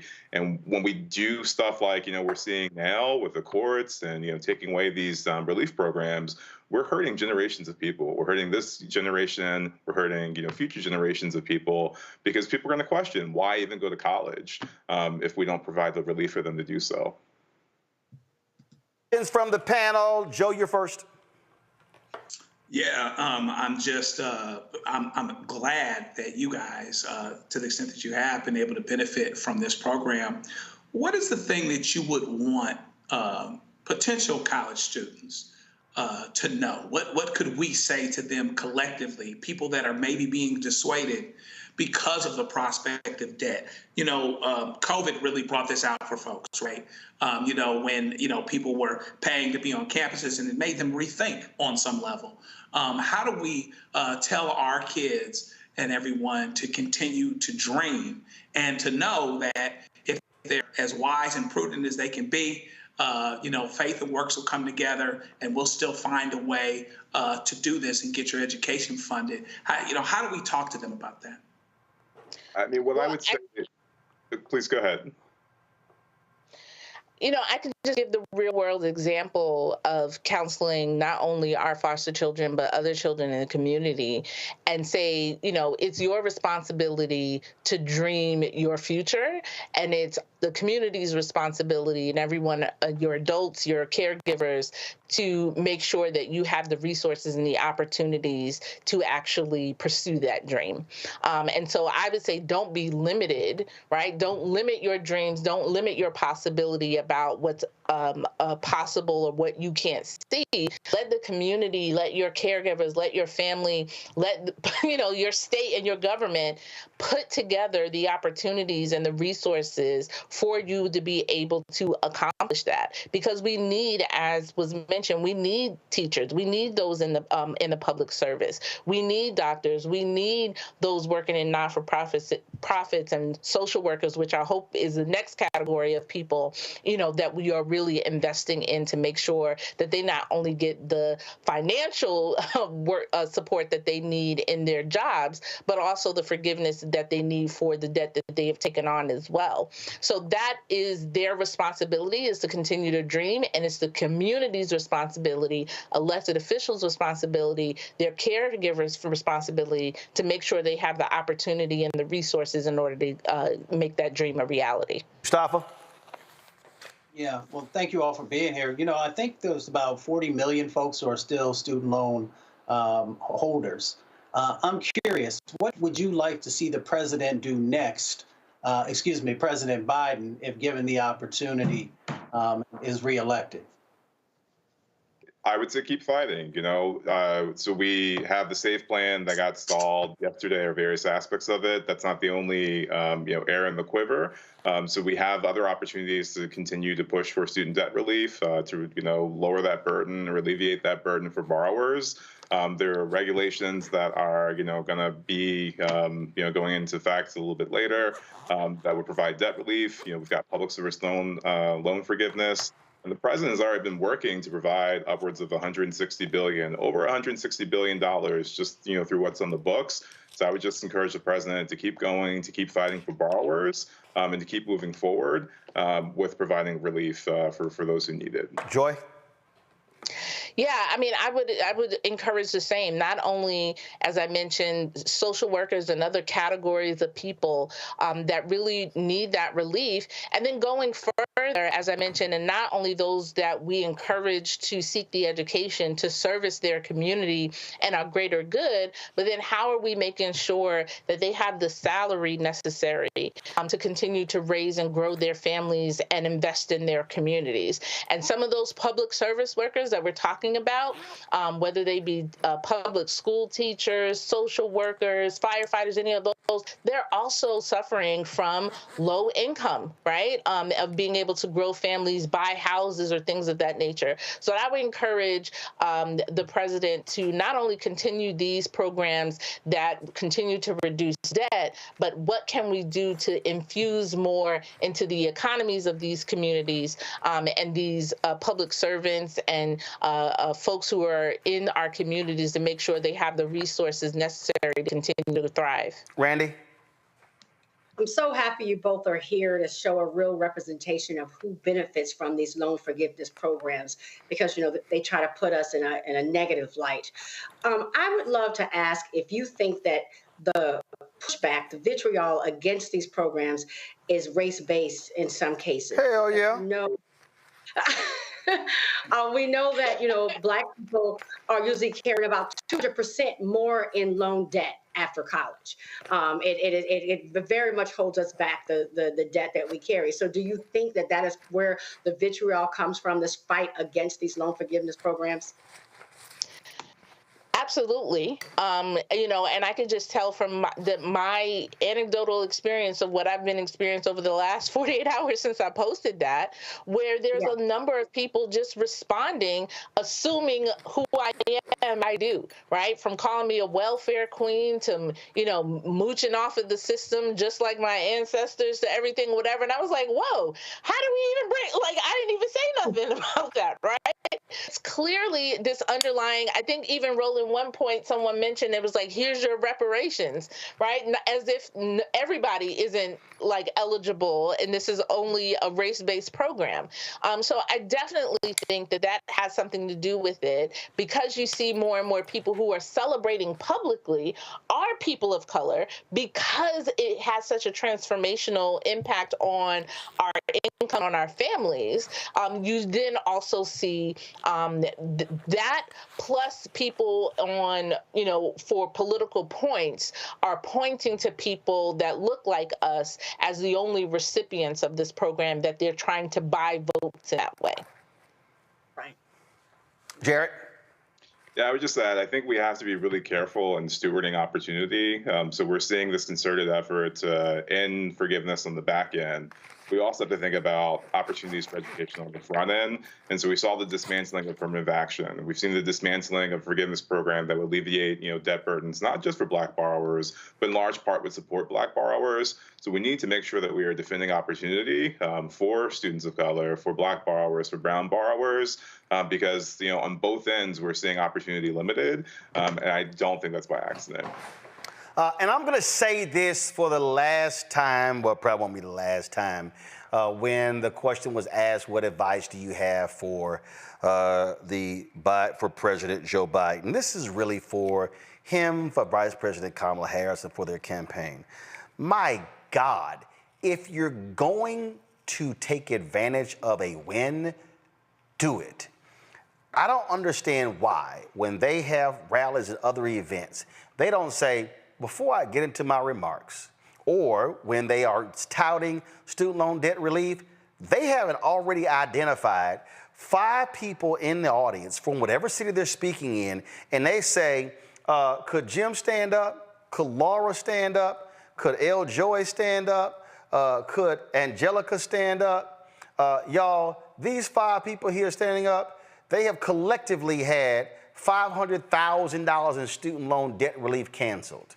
And like the sister who made a comment in our chat, they can, if you have proper vetting, you can say, and because of that, she was able to buy a house. Because of that, this is what was done. And then you say, and matter of fact, if there's anybody else in this room who has gotten student loan debt relief, please stand up. And then that's when you say, and this is one thing that Trump does, you say to all the media in the back, the cameras in the back, I want y'all to get to this and feel free to talk to these folks afterwards so they can explain to you the benefits of this program. I don't understand why they don't do that. That is the most basic. Every preacher knows that when you say, who we sent to school. That's what you do. They, for the life of me, when they do this, they sit here and go, we've forgiven so 167 billion. The average person don't understand that. But they understand that person sitting right next to them. And that person right there, there's not an event that I wouldn't do that. And if I'm Biden, come the debate on Thursday, I'm naming folks specifically. Jim so-and-so from this, so-and-so from this. That's what you do. And I keep saying this. This is my commercial.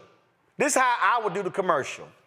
My commercial would say, it would show L. Joy's face, and all she would say is, thanks, Joe. And beneath it would say, L. Joy Williams, X amount forgiven. And then it'd be her husband next. Hell, I have both of them in the frame together. L. Joy and her husband. And he go, thanks, Joe. And she go, thanks, Joe. Or they say together. My whole commercial would be, thanks, Joe. Thanks, Joe. Thanks, Joe. And at the end, it would be a slide. 167 or 170 billion forgiven, 4.4, whatever the number is. And then, boom. I approve this message. To me, that's basic as hell. And you show some white folks, some black folks, some Latino folks, some Asian folks, some Native American folks, some folks with some blue hair, some pink hair, some black hair. You show everybody because you send the message that this who benefits. But that's just me. All right, Jared, L. Joy, I appreciate y'all. Thank you so very much. Joy, tell everybody when your serious show come on. Oh, my serious show is Sunday Civics. I mean, you got all that big ass background behind you and the big ass microphone. You got to tell everybody, girl, you got to learn branding. See, just because you got your loan forgiven don't mean you understand branding. Let me help you out. Go ahead. I'm neglectful on wishing to the Roland Martin School of Brandon. But I have to. Sunday Civics is 9 a.m. on SiriusXM Urban View, where I teach civics using the current political landscape. So come on and join us. Yeah, she teaches civics, but she don't teach branding. I need to go on her show, and we can talk about civics and branding. All right. Jared, Joe, I appreciate it. Thanks a lot. Let me go to a commercial break, y'all, and we come back. Ooh, State Senator Louise Lucas in Virginia. All she does is pimp slap Governor Glenn Youngkin. Wait till I play for y'all the video, what she said yesterday at the rally they had dealing with reproductive rights. Oh my God, it's hilarious. Don't forget, support us in what we do. Join the Bring the Funk fan club, folks. Our goal is to get 20,000 of our fans contributing on average $50 each a year. That's $4.19 a month, 13 cents a day. It allows for us to be able to do what we do. All that we do with this show and this network, y'all, it's $195,000 a year. I started this thing with $350,000 of my own money. Buying equipment, paying staff, all of that. We started this thing with one sponsor. Here we are almost 6 years later because y'all have been so generous. So please continue that support. Send your check and money order to P.O. Box 57196, Washington, D.C. 20037-0196. Cash App, $RM Unfiltered. PayPal, R Martin Unfiltered. Venmo is RM Unfiltered. Zelle, Roland at RolandSMartin.com. Roland at RolandMartinUnfiltered.com. We'll be right back.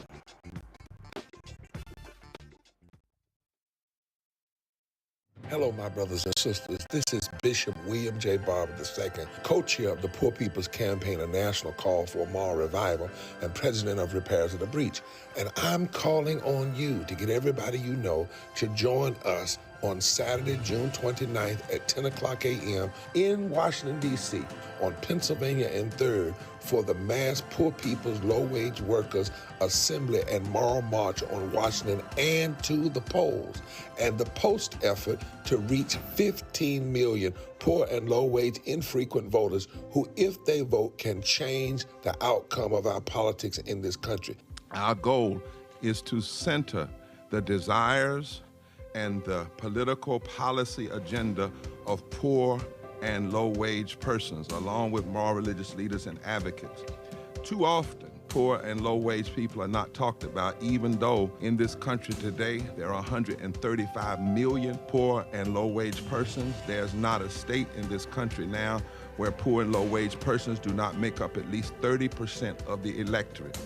It is time that the issues of poor and low-wage people be at the center of our politics. Living wages, health care, things that matter in the everyday lives. We will no longer allow poverty to be the fourth leading cause of death in this country. We must let our voices be heard. Join us. Go to our website, www.poorpeoplescampaign.org. RSVP. Get others to come. Get a bus. Get a van. Get on the train. Come and let our voices be heard and our votes be felt. Lift from the bottom so that everybody rises.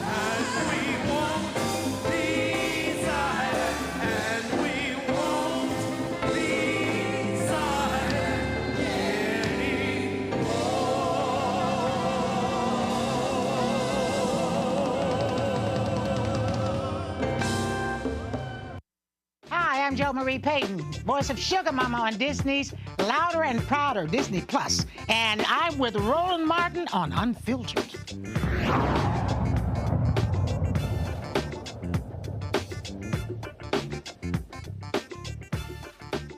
I dare say one of the most gangster politicians in America is Virginia State Senator Louise Lucas. Now, y'all, she gave Governor Glenn Youngkin, that Republican, fits during the last session and blocked his plans to bring the Washington Wizards and the Capitals and the Mystics to Virginia in a sweetheart deal. Well, yesterday in Virginia, there was a rally marking the second anniversary of the Supreme Court's Dobbs decision, which overturned Roe v. Wade. She was one of the speakers there.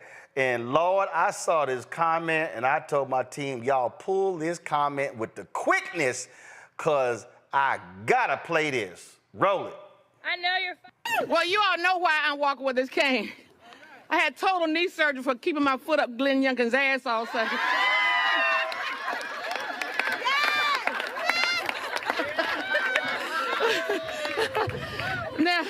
Now, while it's my pleasure to join you on this beautiful morning. Okay, all right, so that was just too good. Y'all got to run that one back.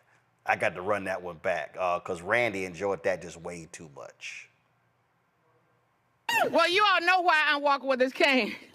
I had total knee surgery for keeping my foot up Glenn Youngkin's ass all session.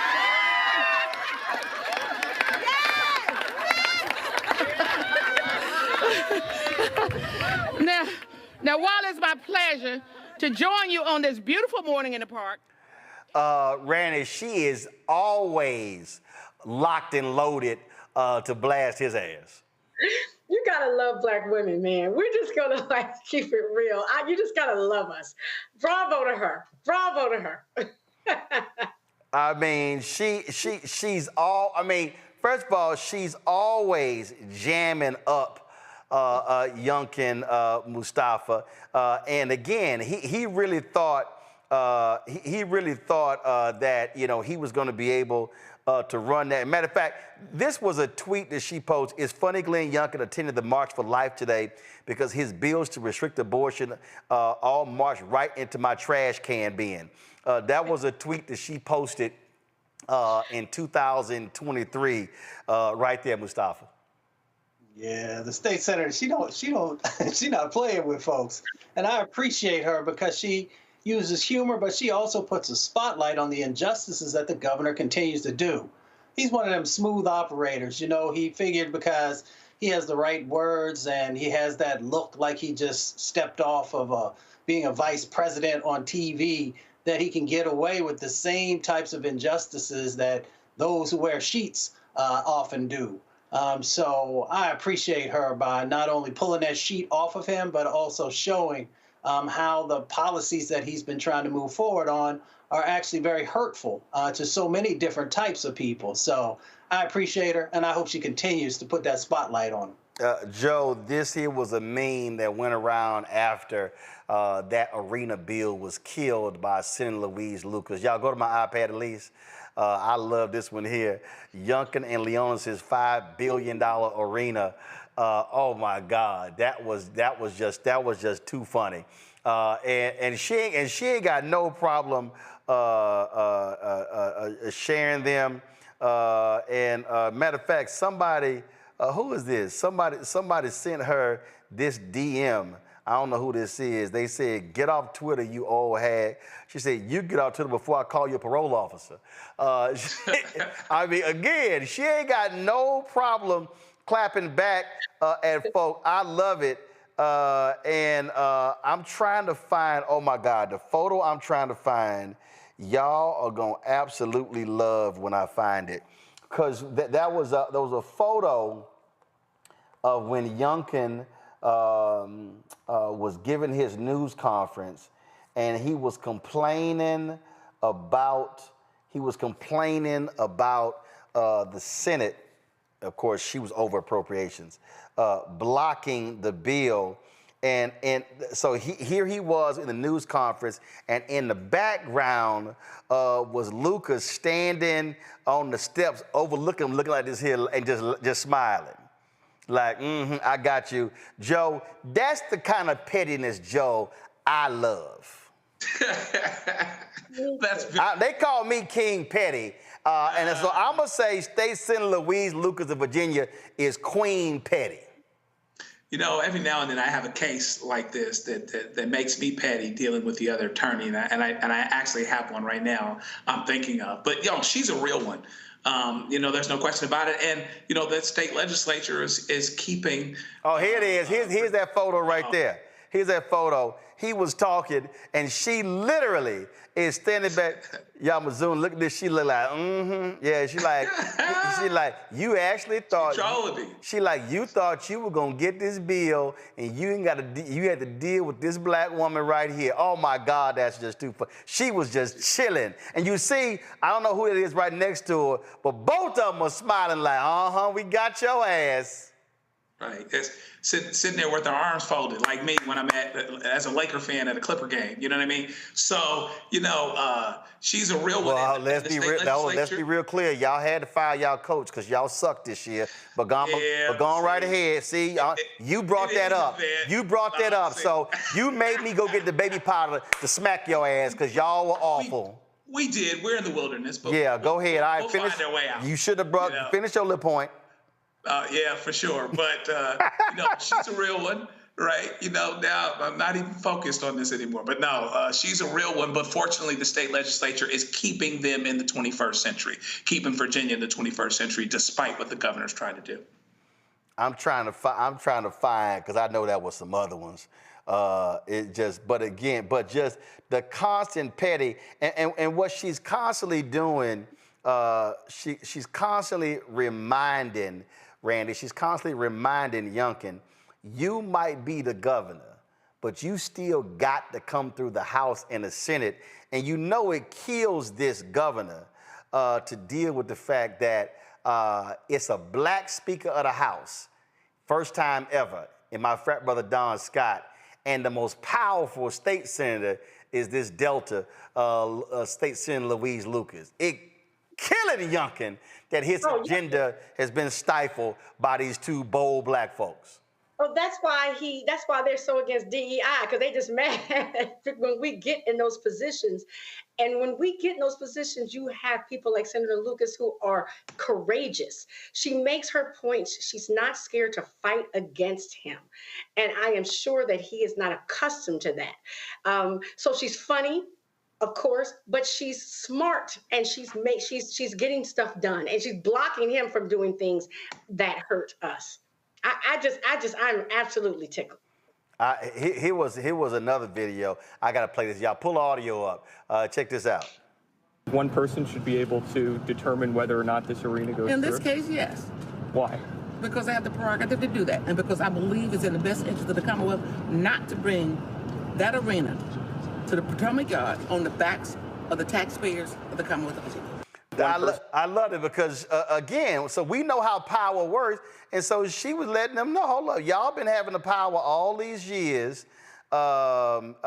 This is what's happened. This is the video of when she was overlooking Glenn Youngkin. Her tweet says, even when I was close to defeat, I rose to my feet. Watch this. Borrowing capacity or credit rating. Still Snoop Dogg and D.I.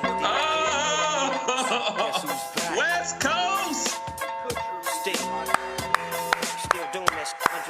Oh my goodness! Oh my That's my favorite line from that song. Oh my God, that's too funny. Go ahead, Joe. I stay close to defeat, and when I was close to defeat, I rolled to my feet. My life's like a soundtrack. I rolled to the beat in Virginia. Bam. Woo! Y'all go ahead and play that clip again. Go ahead and play that. I gotta hear that one last Once you time. turned on Dre, I gotta hear that one last time when she spoke yesterday. Just too funny. Roll it. I had total knee surgery for keeping my foot up Glenn Youngkin's ass all Sunday.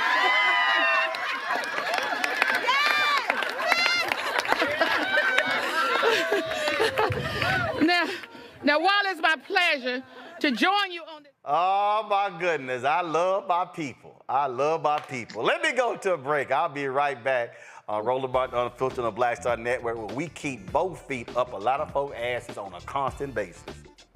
I'll be back. Next on the Black Table with me, Greg Carr. Dr. Gerald Horne, a man regarded by many as the most important historian of our time. He provides us a history lesson I'm betting you've never heard before. Texas enslavers who planned to continue the conflict even after Appomattox, even after the formal surrender of Robert E. Lee. Dr. Horne talks about his new book, The Counter-Revolution of 1836, Texas, Slavery, and Jim Crow, and the Roots of U.S. Fascism. You do not want to miss this conversation. Only on the Black Table, right here on the Black Star Network.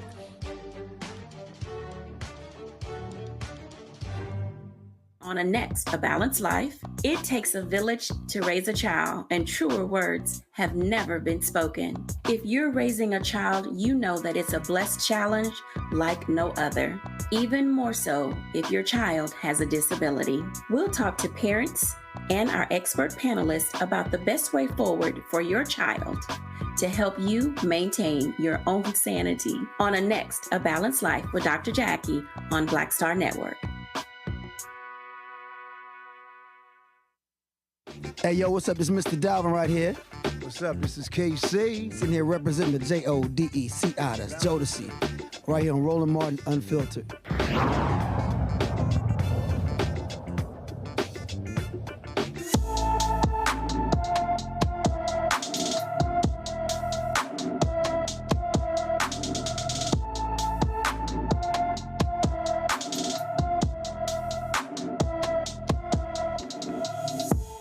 Dakari Babb has been missing from Norfolk, Virginia since March 21st. The 16-year-old is 5 feet 6 inches tall, weighs 180 pounds with black hair and brown eyes. He was last seen wearing a black sweatshirt, pants, and shoes. Anyone with information about Dakari Babb should call the Norfolk, Virginia Police Department at 757-664-7000, 757-664-7000.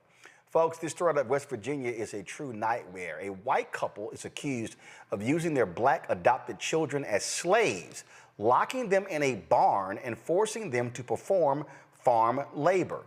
Donald Ray Lance and Jean K. Whitefeather were initially arrested in October following a wellness check during which authorities found 2 of the couple's 5 adopted children locked in a shed on their property. Authorities said the shed only had a small porta potty and no running water. A 14-year-old boy was reportedly found with open sores on his bare feet. The kids told authorities they were forced to sleep on the concrete floor without a mattress or padding. In court, Whitefeather claimed that the shed was a teenage clubhouse, and the children weren't locked inside. The couple's indictment alleges they specifically targeted the black children and forced them to work because of their race. Joe, what the hell? And it just makes you sick to your stomach. I mean, this is, there's no way to explain their way out of this. I believe in this case, they recently raised their bond too, but it should be high in any event. They should lock these folks up and throw away the key. And these children this will be a trauma that they'll have to deal with for the rest of their lives. And so just in case you're not sure that, there's still these thoughts and these notions out there, even when someone is actually adopted and brought in, and made family, you still have to understand that there is a legacy and there's a history that has people treating even people that are supposedly adopted as their own in a way that implicates race and that implicates white supremacy. It sounds like they treated the black kids different than the white kids too. So God bless these kids. I hope that they find a way to be okay day at a time. Mustafa? Well, the folks love to say that racism doesn't exist. It's something from the past. And this just highlights that, once again, these types of things continue to happen. We hope that this is a rarity, but we know that, the feelings that folks still have about the dehumanization of black people in this country. So, one, we have to keep sharing these stories. Two, we got to make sure that when people do these types of things, that the full letter of the law comes forward and they're held accountable. And three, we got to figure out a way in this country how to love each other. I know that's probably the most difficult of those three things that I just mentioned. But if we don't, this country is going to continue to just fall apart. So we'll see how we move forward over the next couple of years. Randy? What we're seeing is pure evil. And I don't just want the parents prosecuted.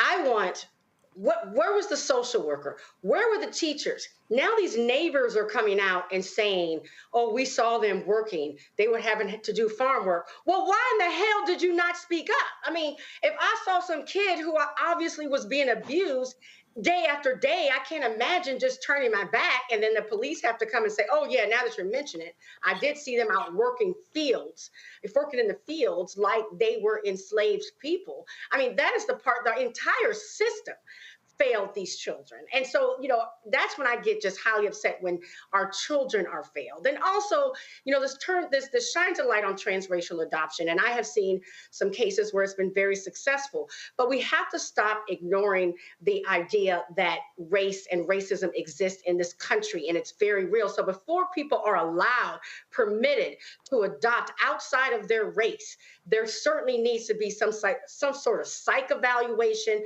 some sort of training and education to be sure that these people have the right mind. I mean, that they don't have a racist mindset before we allow our Black children in these homes. I'm not saying we need to stop transracial adoption, but we definitely need to treat it as if we live in a racist country, because we do, in a country that was founded on the separation of races.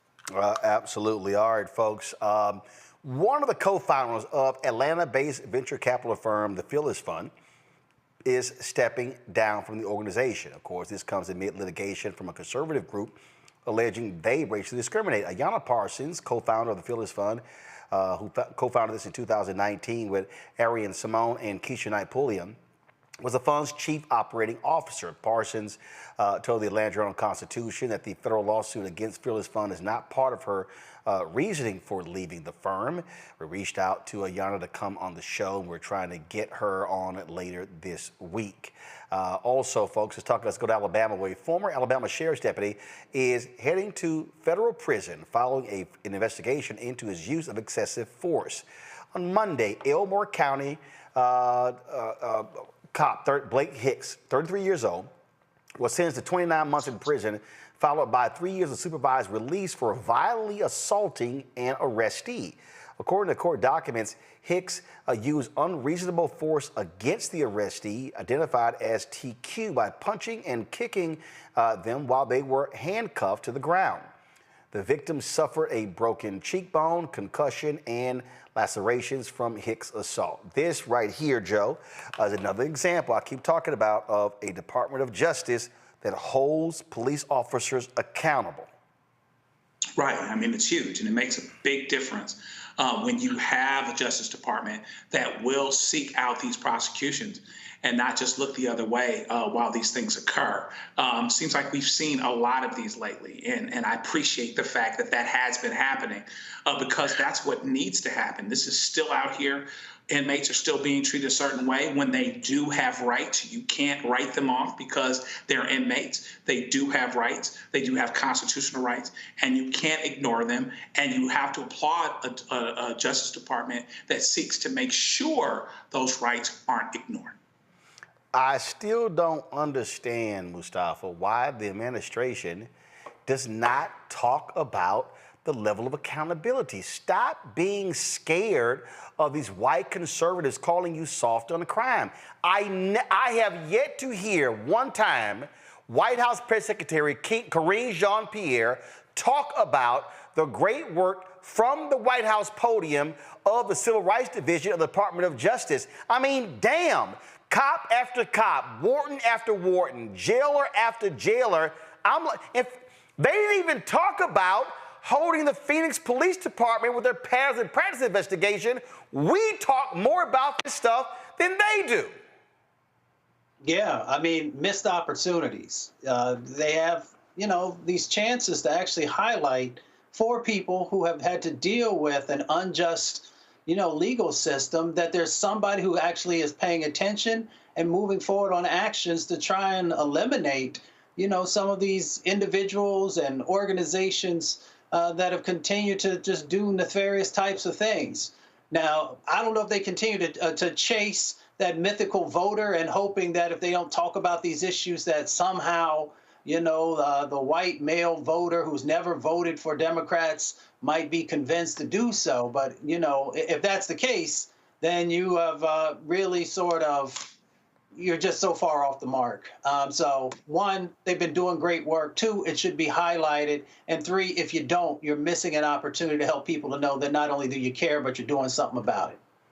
Randy?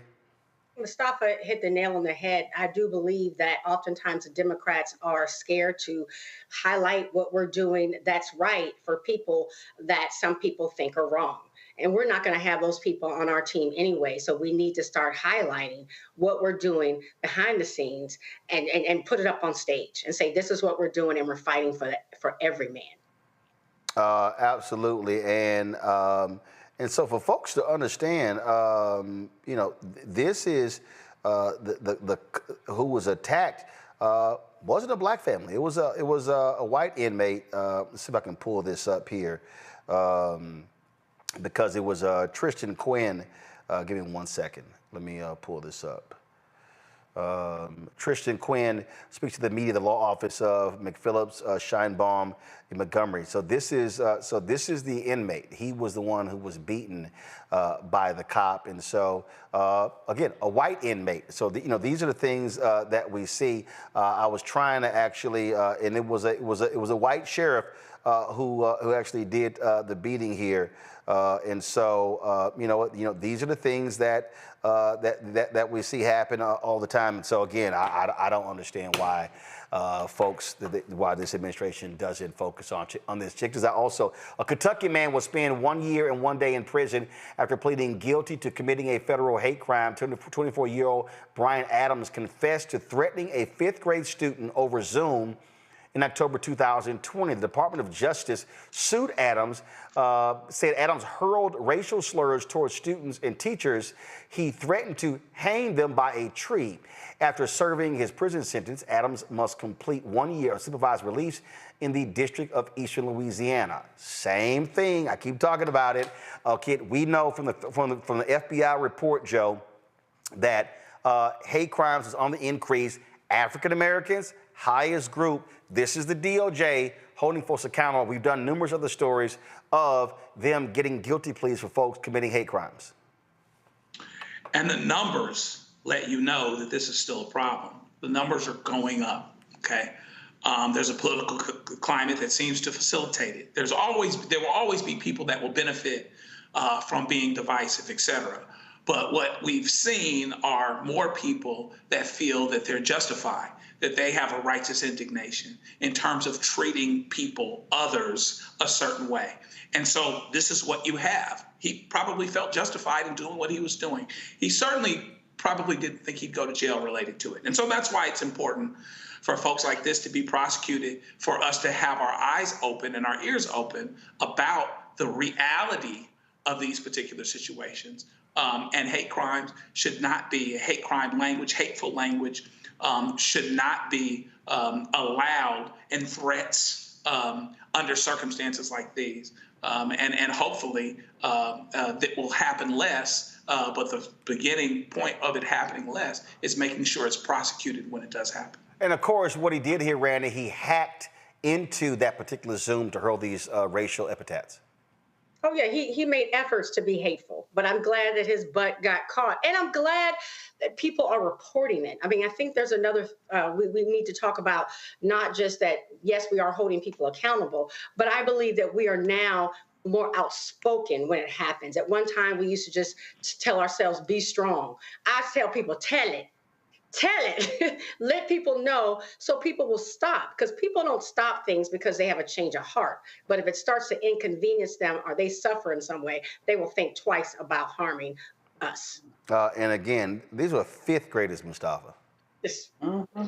Yeah, you know, that just goes to show the depravity of the individuals who are, you know, getting caught. But of course, there's a whole bunch of other folks who play these games and try and come into these rooms and say all kinds of things. What I'm curious about is when he went to prison, does he still use that same language when there are brothers and others who are standing there to check you quick? I don't think that's going to happen. I don't think that's going to happen. I don't think that's going to happen. But I say try it, because you're going to F around and find out. All right, y'all. Programming note, Thursday, we will not be live at 6 p.m. Eastern because Thursday is the presidential debate between President Joe Biden and the convicted felon Donald Trump. So beginning at 8 p.m. Eastern, we will be live right here on the Black Star Network. We've got an amazing panel lined up. If y'all want the best black coverage out there of the best coverage, period, the debate, y'all come here. Y'all know y'all barely gonna see any black people on CNN, MSNBC. Ain't gonna be no black people on Fox News. I don't know who gonna have ABC, NBC, CBS, but ain't gonna be many of us. News Nation too. And so if y'all wanna have real analysis, well, we break it all down, y'all come right here. That's 8 p.m. Eastern. We begin debate coverage. Of course, the debate begins on CNN at 9 p.m. We'll be simulcasting it, and then we'll have post-debate coverage. So y'all know how we gonna do it right here on the Black Star Network. It's gonna be straight up, bring the funk, because that's the only way we roll. Let me thank Joe, Randy, and Mustafa for being on today's panel. We surely appreciate it. Thank you so very much. Folks, that's it for us. Be sure to, again, support the work that we do. Actually, we'll do this here. You know what? I'm going to say that tomorrow. I was going to talk about some comments that Reggie Jackson made on Sunday with my man Roy Johnson in Alabama. I'm going to say that for tomorrow. So support us in what we do. Join the Bring the Funk fan club. Send your check and money order to P.O. Box 57196, Washington, D.C. 20037-0196. Cash App, $RM Unfiltered. PayPal, R. Martin Unfiltered. Venmo is RM Unfiltered. Zelle, Roland at RolandSMartin.com. Roland at RolandMartinUnfiltered.com. YouTube, folks, what the hell y'all taking? We're 45 likes away from 1,000 likes.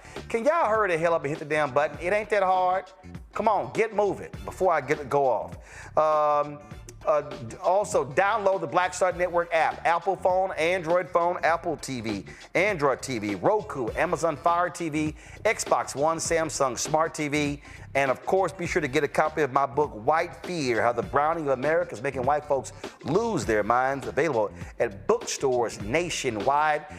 Ben Bella Books, Amazon, Barnes & Noble, IndieBound, Bookshop, Chapters, Books A Million, Target. Get the audio version of Audible. Y'all hurry up. It's 32 more likes. Y'all slow as hell today. I don't know what's going on here. But I'm going to do this here. Here are the folks who have given to us via Cash App during the show tonight and yesterday. Monique Pierre, Gloria Frederick. We also have Wytonia, Cynthia Hart, Cynthia Thomas, Erica Brown, Belinda Williams, Bradrick Bennett, Diane Johnson, Stacy Robinson, William Cunningham. We also have Margaret Keynes, Terry Jones, Nurse Linda White, Don Gibson, Tori Husband, Angela Parham, Carolyn Washington, Joan Venor, Carolyn Jackson, Alfred Conklin, Jacqueline Thomas, Rosalind Kinlow, and let's see here, Terry Ezel, Landry Sproul Jr.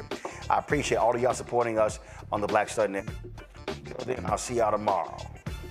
And we'll have results tomorrow of some of the elections taking place, including that of Congressman Jamal Bowman there in New York City. Holla! Black Star Network is here. Oh, no punch! I'm real revolutionary right now. Thank you for being the voice of Black America. All momentum we have now, we have to keep this going. The video looks phenomenal. See, there's a difference between Black Star Network and Black-owned media and something like CNN. You can't be Black-owned media and be scared. It's time to be smart. Bring your eyeballs home. You dig?